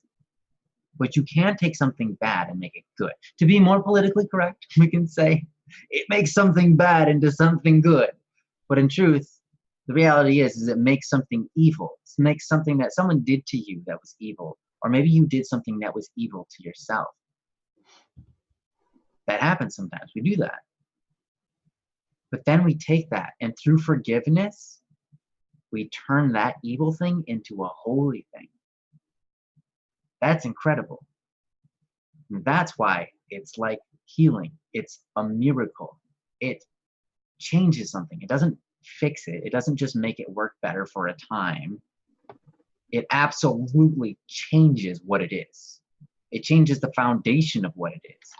And it turns something bad into something good. It's like when you burn down a forest and then it regrows back into an even bigger forest, right? It's amazing. So one thing, definitely forgiveness is important. And forgiveness is a virtue to be learned, you could say. It requires virtues. It requires the right kind of thinking. And so, yeah, like Joe said, forgive yourself. Go back into your mind, figure out, why do I feel like I need to be loved? Why do I not feel loved already? What's going on here? And keep on asking yourself why, until you get to the root of it. And when you find that root, be forgiving. It might have been something that happened to you, that someone else caused you, or it might have been just the type of thinking that you had. Maybe you adopted a thinking from one of your parents and something they said a long time ago.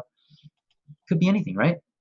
But when you take that moment and you make it from evil into holy by forgiveness, you change yourself. Because you've changed something that was at your core, that was making you think a certain way. So also forgiveness is really important.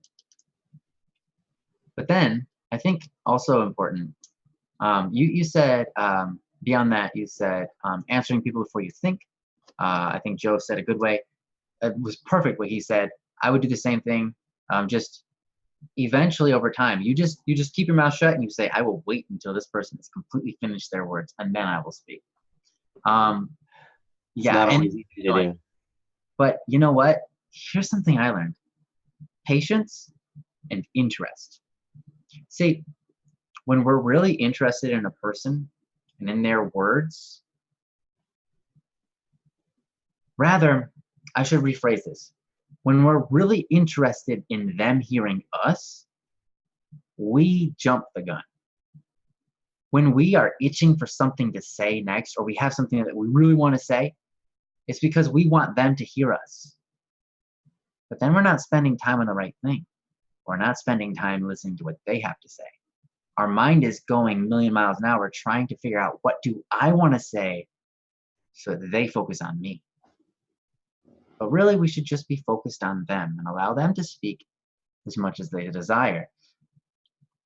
It's kind of like, sometimes it can be good activity to know what somebody's saying and just kind of finish it off and understand, like, hey, can you pass me that? And you're like, yes, he means wrench, right?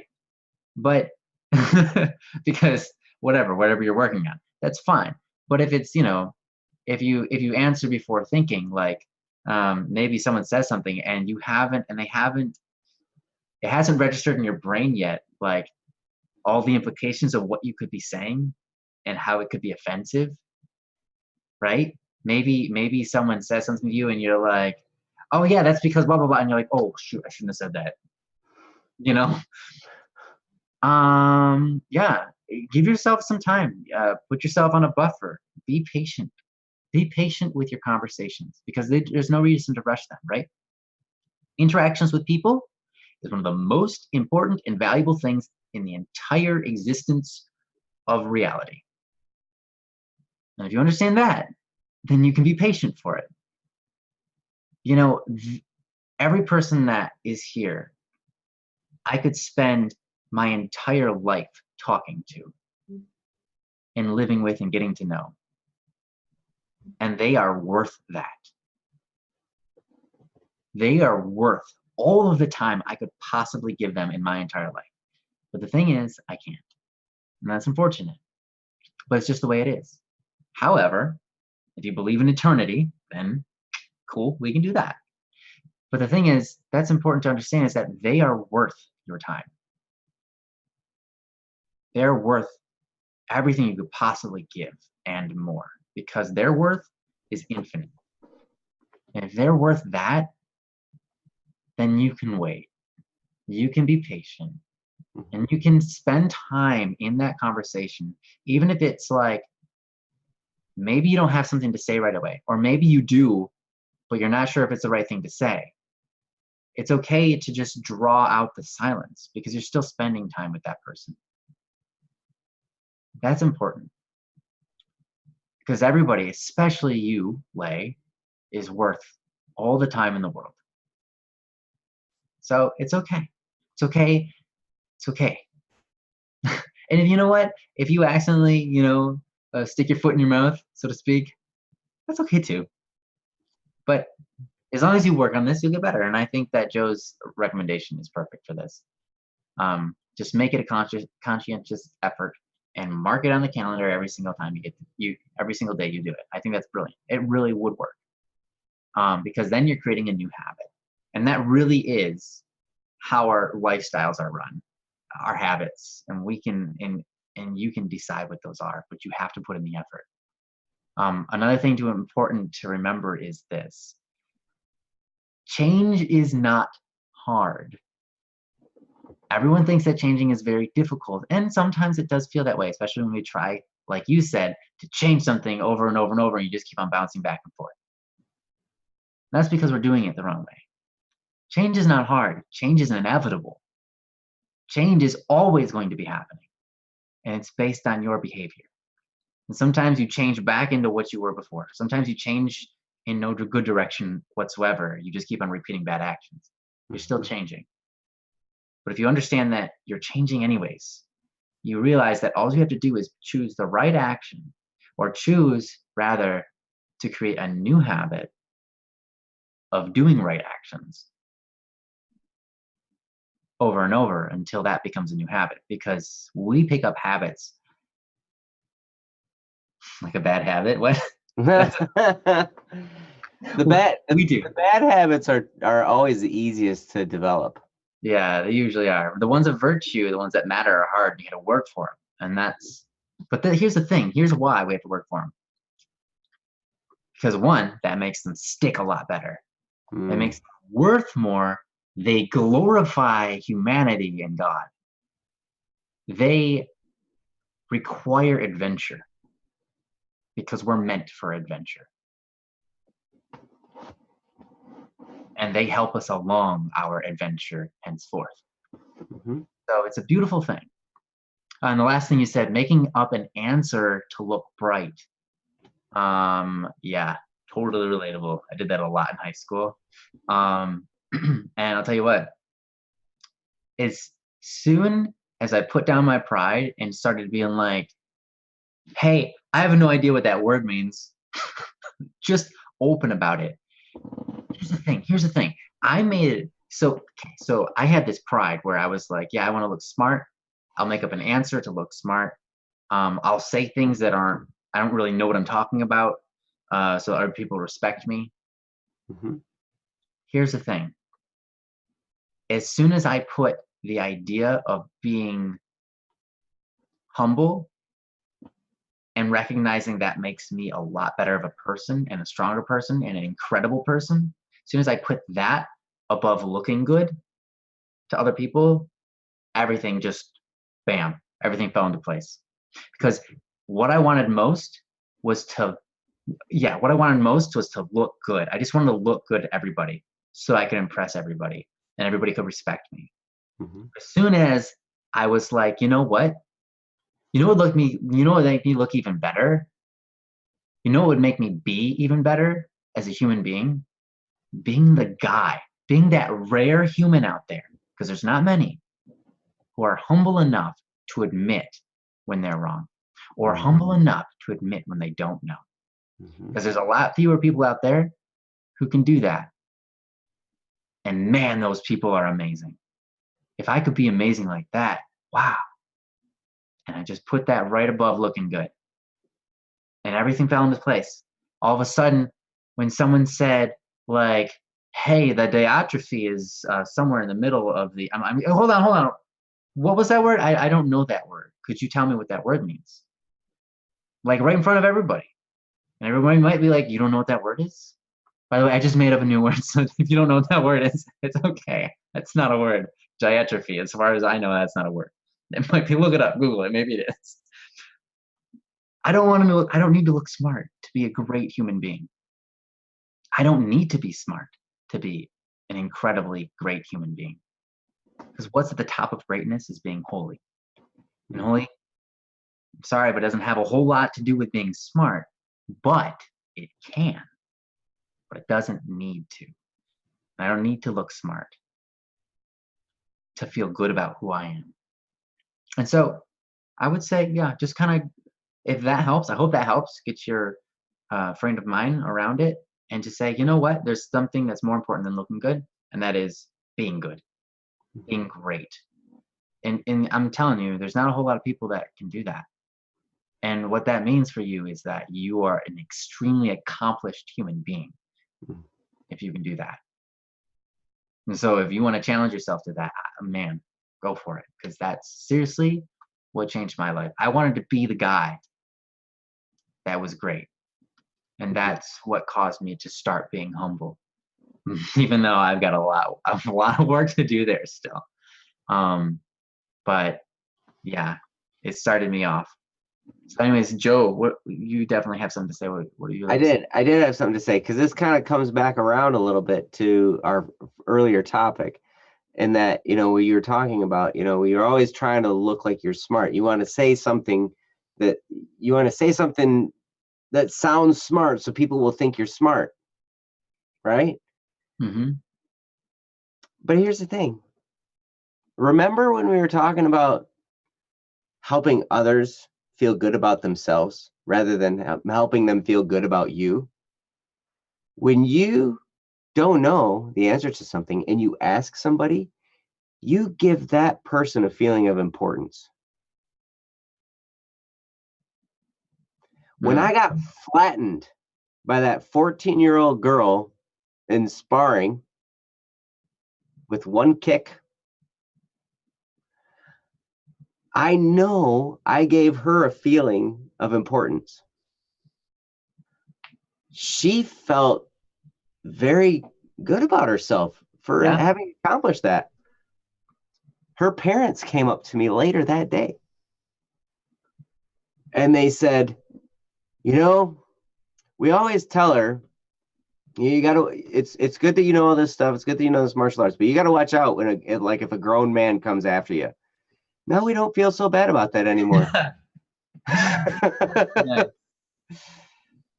So when we do something that's an act of humility, when we do something that puts us below another person, we allow another person to shine and feel good about themselves. We allow them to live a little bit, you know, at a higher level.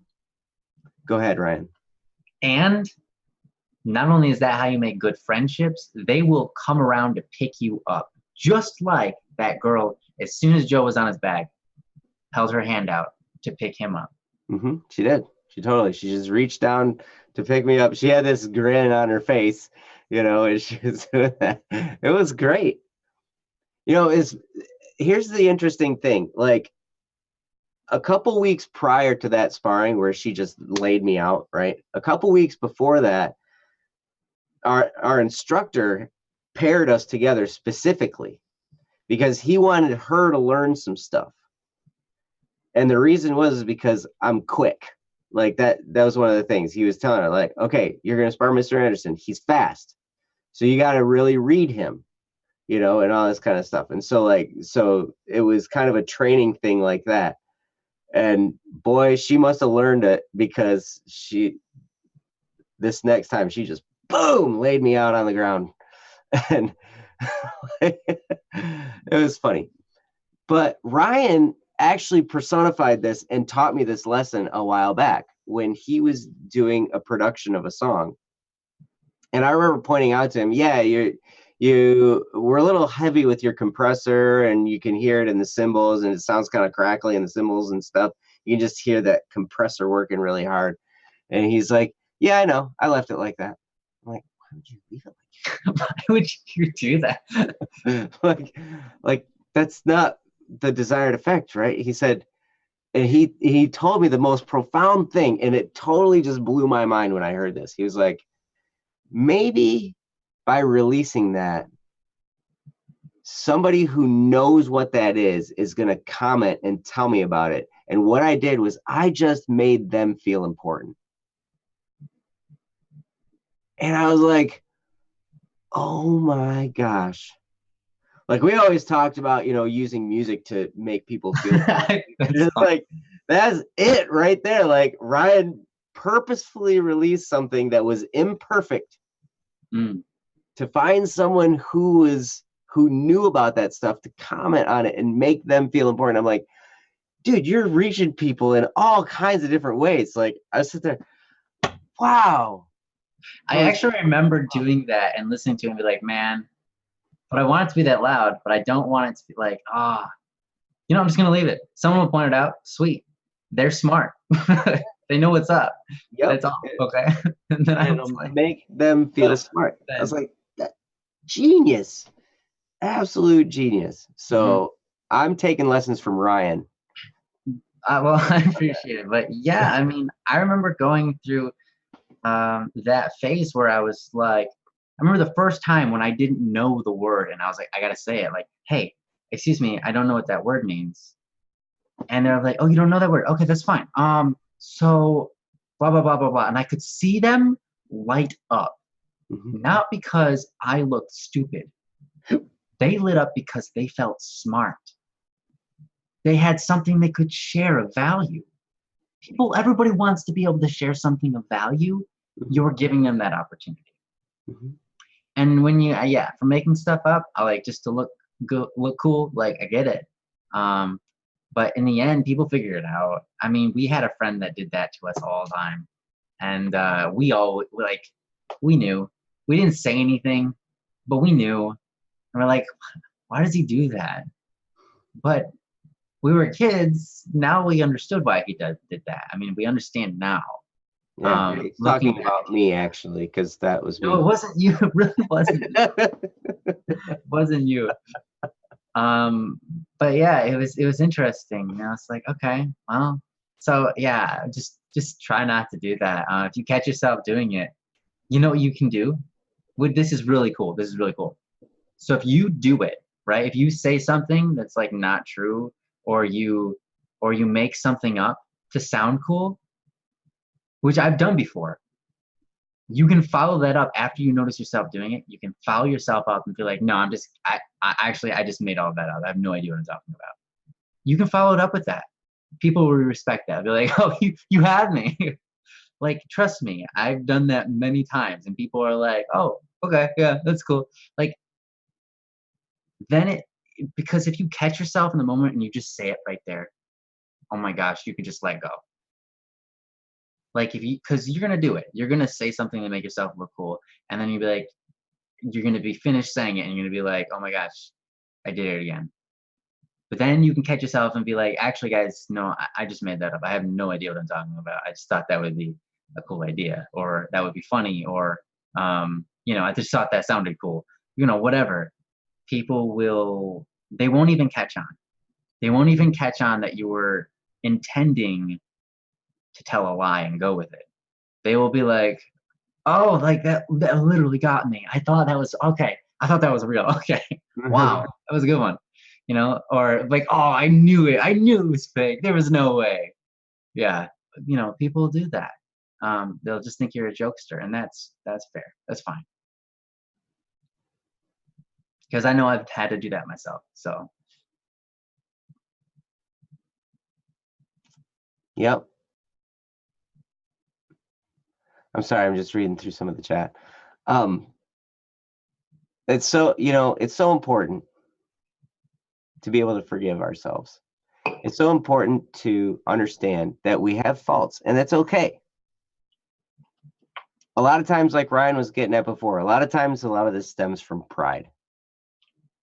It has for me a lot, and a lot of that pride just comes from, I don't know. I don't even really know why. I think it's an insecurity that. Yeah, it's like insecurity. You don't feel, you want yourself to be good, but you don't feel you're good. And so you kind of grasp for anything you can, kind of thing. At least for me, it was that way. But you know what's amazing? When you live with humility, Like the more you get rid of pride in your life, the more peace you have, Absolutely. the more comfortable you feel in your own skin, the more Hmm. comfortable you are with the people around you. The more it's okay if you're wrong. It's okay if you make a mistake. It's okay if you don't put out the best compressed master of a Yeah. song. It's Okay. okay.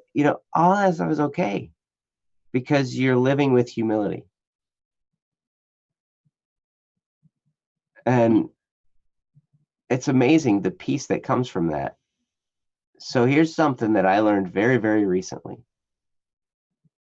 The same day that I had the humiliating experience of getting flattened in sparring, a bunch of other things happened too that were quite humiliating. I'm not going to go into details. But I remembered something that Saint Teresa of Calcutta once said, Mother Teresa. She said, the shortest path to humility is humiliation.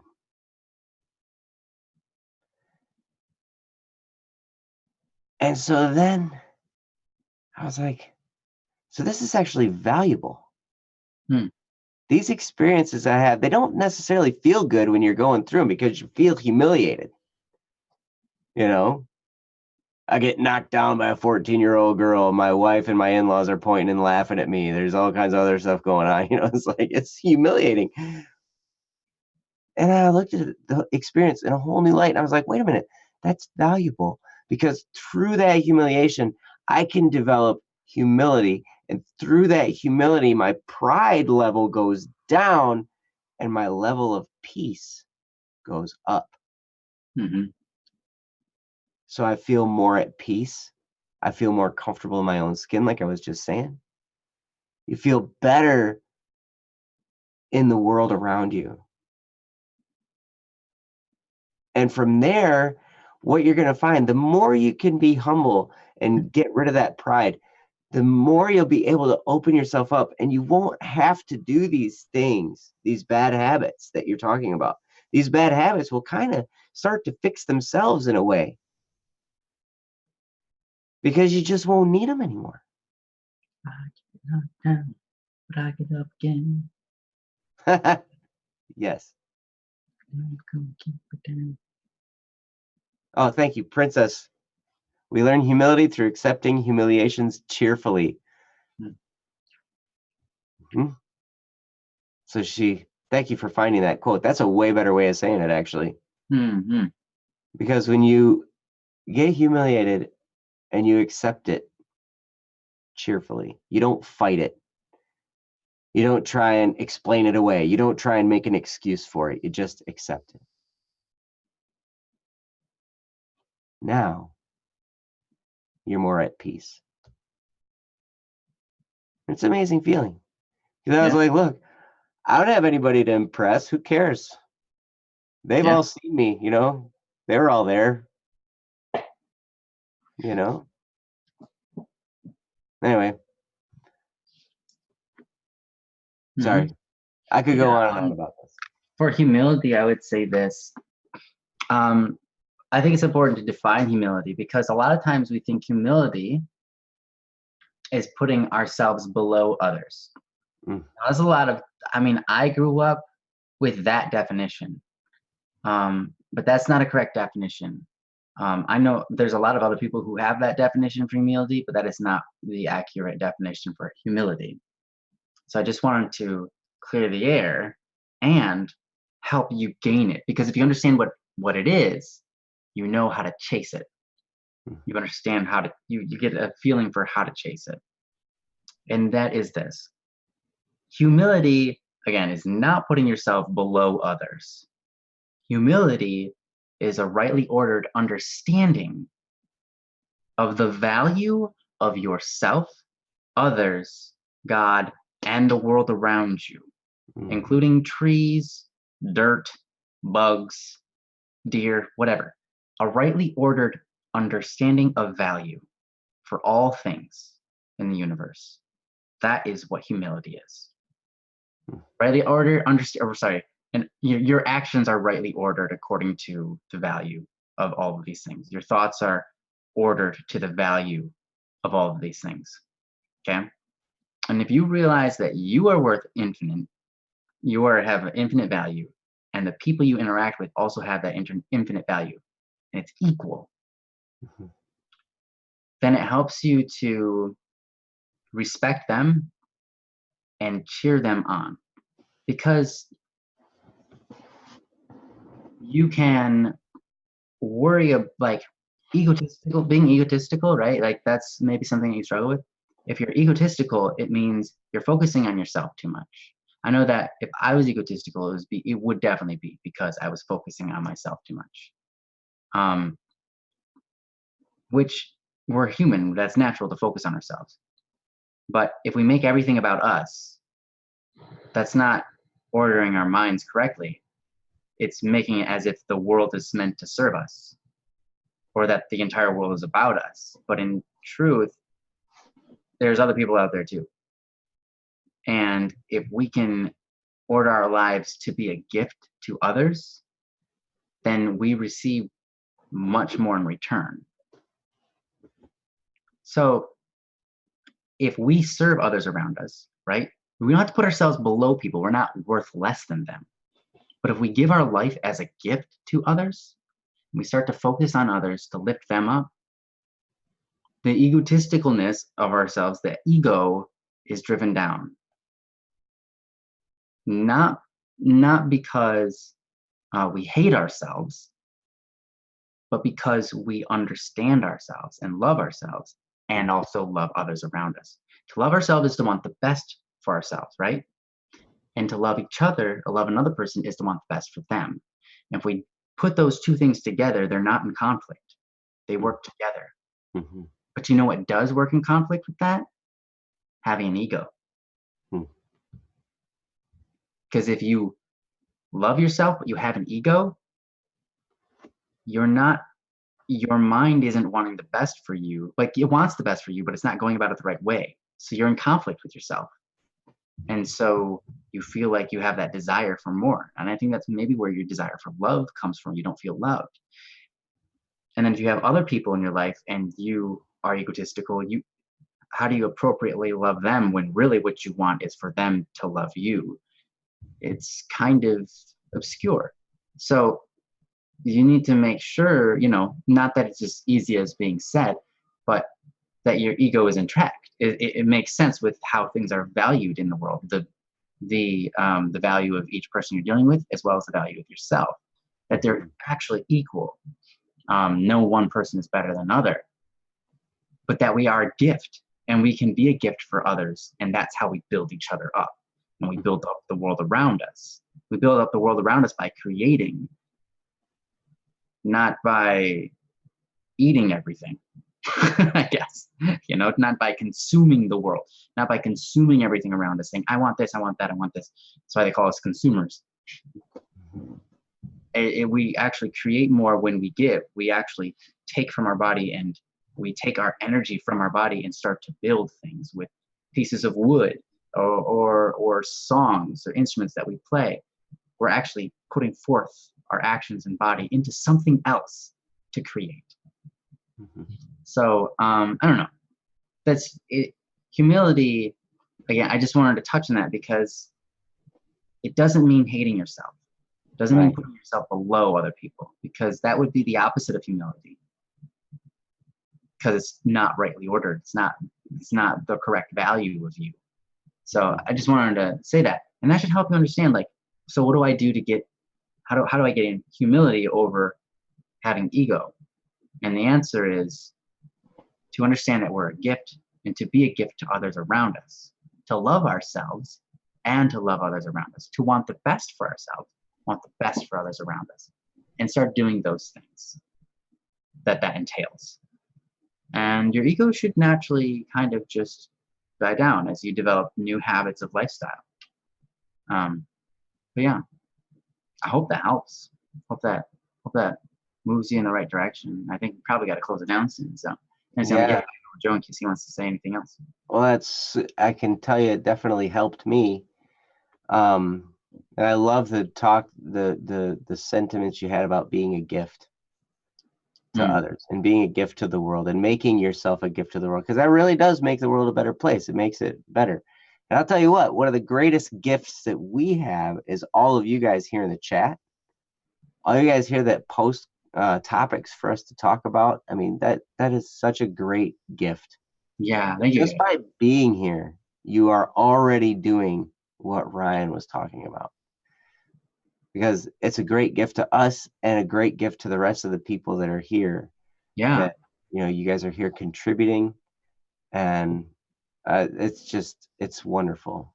So, but Ryan is right. It is about that time. I think we've been doing this. We've been on for about 2.5 hours, maybe a little close to that anyway. It's tough. I don't remember exactly what time because we had all the technical difficulties. Yeah, I don't remember now. We got But to get at 8:30, and then technical difficulties until we started. I don't know when that was. right, Cherry. Oh my gosh, Cherry.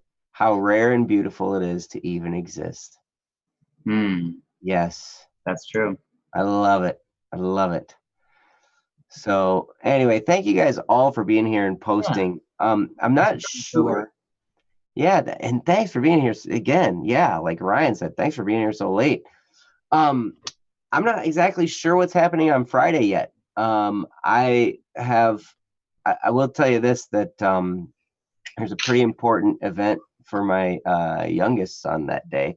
So I may be either extremely late getting here on Friday, or we may have to have a sub, or depending on the situation with what's going on with that, we may not have a show on Friday. So rest assured, we will be back on Wednesday if we're not here on Friday. But I just wanted to give you guys the heads up that there is a little bit of a scheduling conflict going on in my family on Friday. So we'll see how it all plays out. It'll be a surprise to me, as it will be for you as well. So, but we'll get it figured out, and we'll also get these technical issues figured out. We've got the Ninja Master Jesse working on all that stuff and fighting off ninjas. And fighting off the ninjas. We got Princess in the chat room keeping us on track, and we just thank all of you guys for being here tonight. And come on back. Make sure you hit the subscribe button so you know when we go live, because we don't even know when we're going to go live half the time. So, but you guys are here, and we're so glad you are. So thanks again, guys. And until we see you again, enjoy yourselves. And we'll see you next time. Bye-bye. Thank you. Peace. Bye, guys.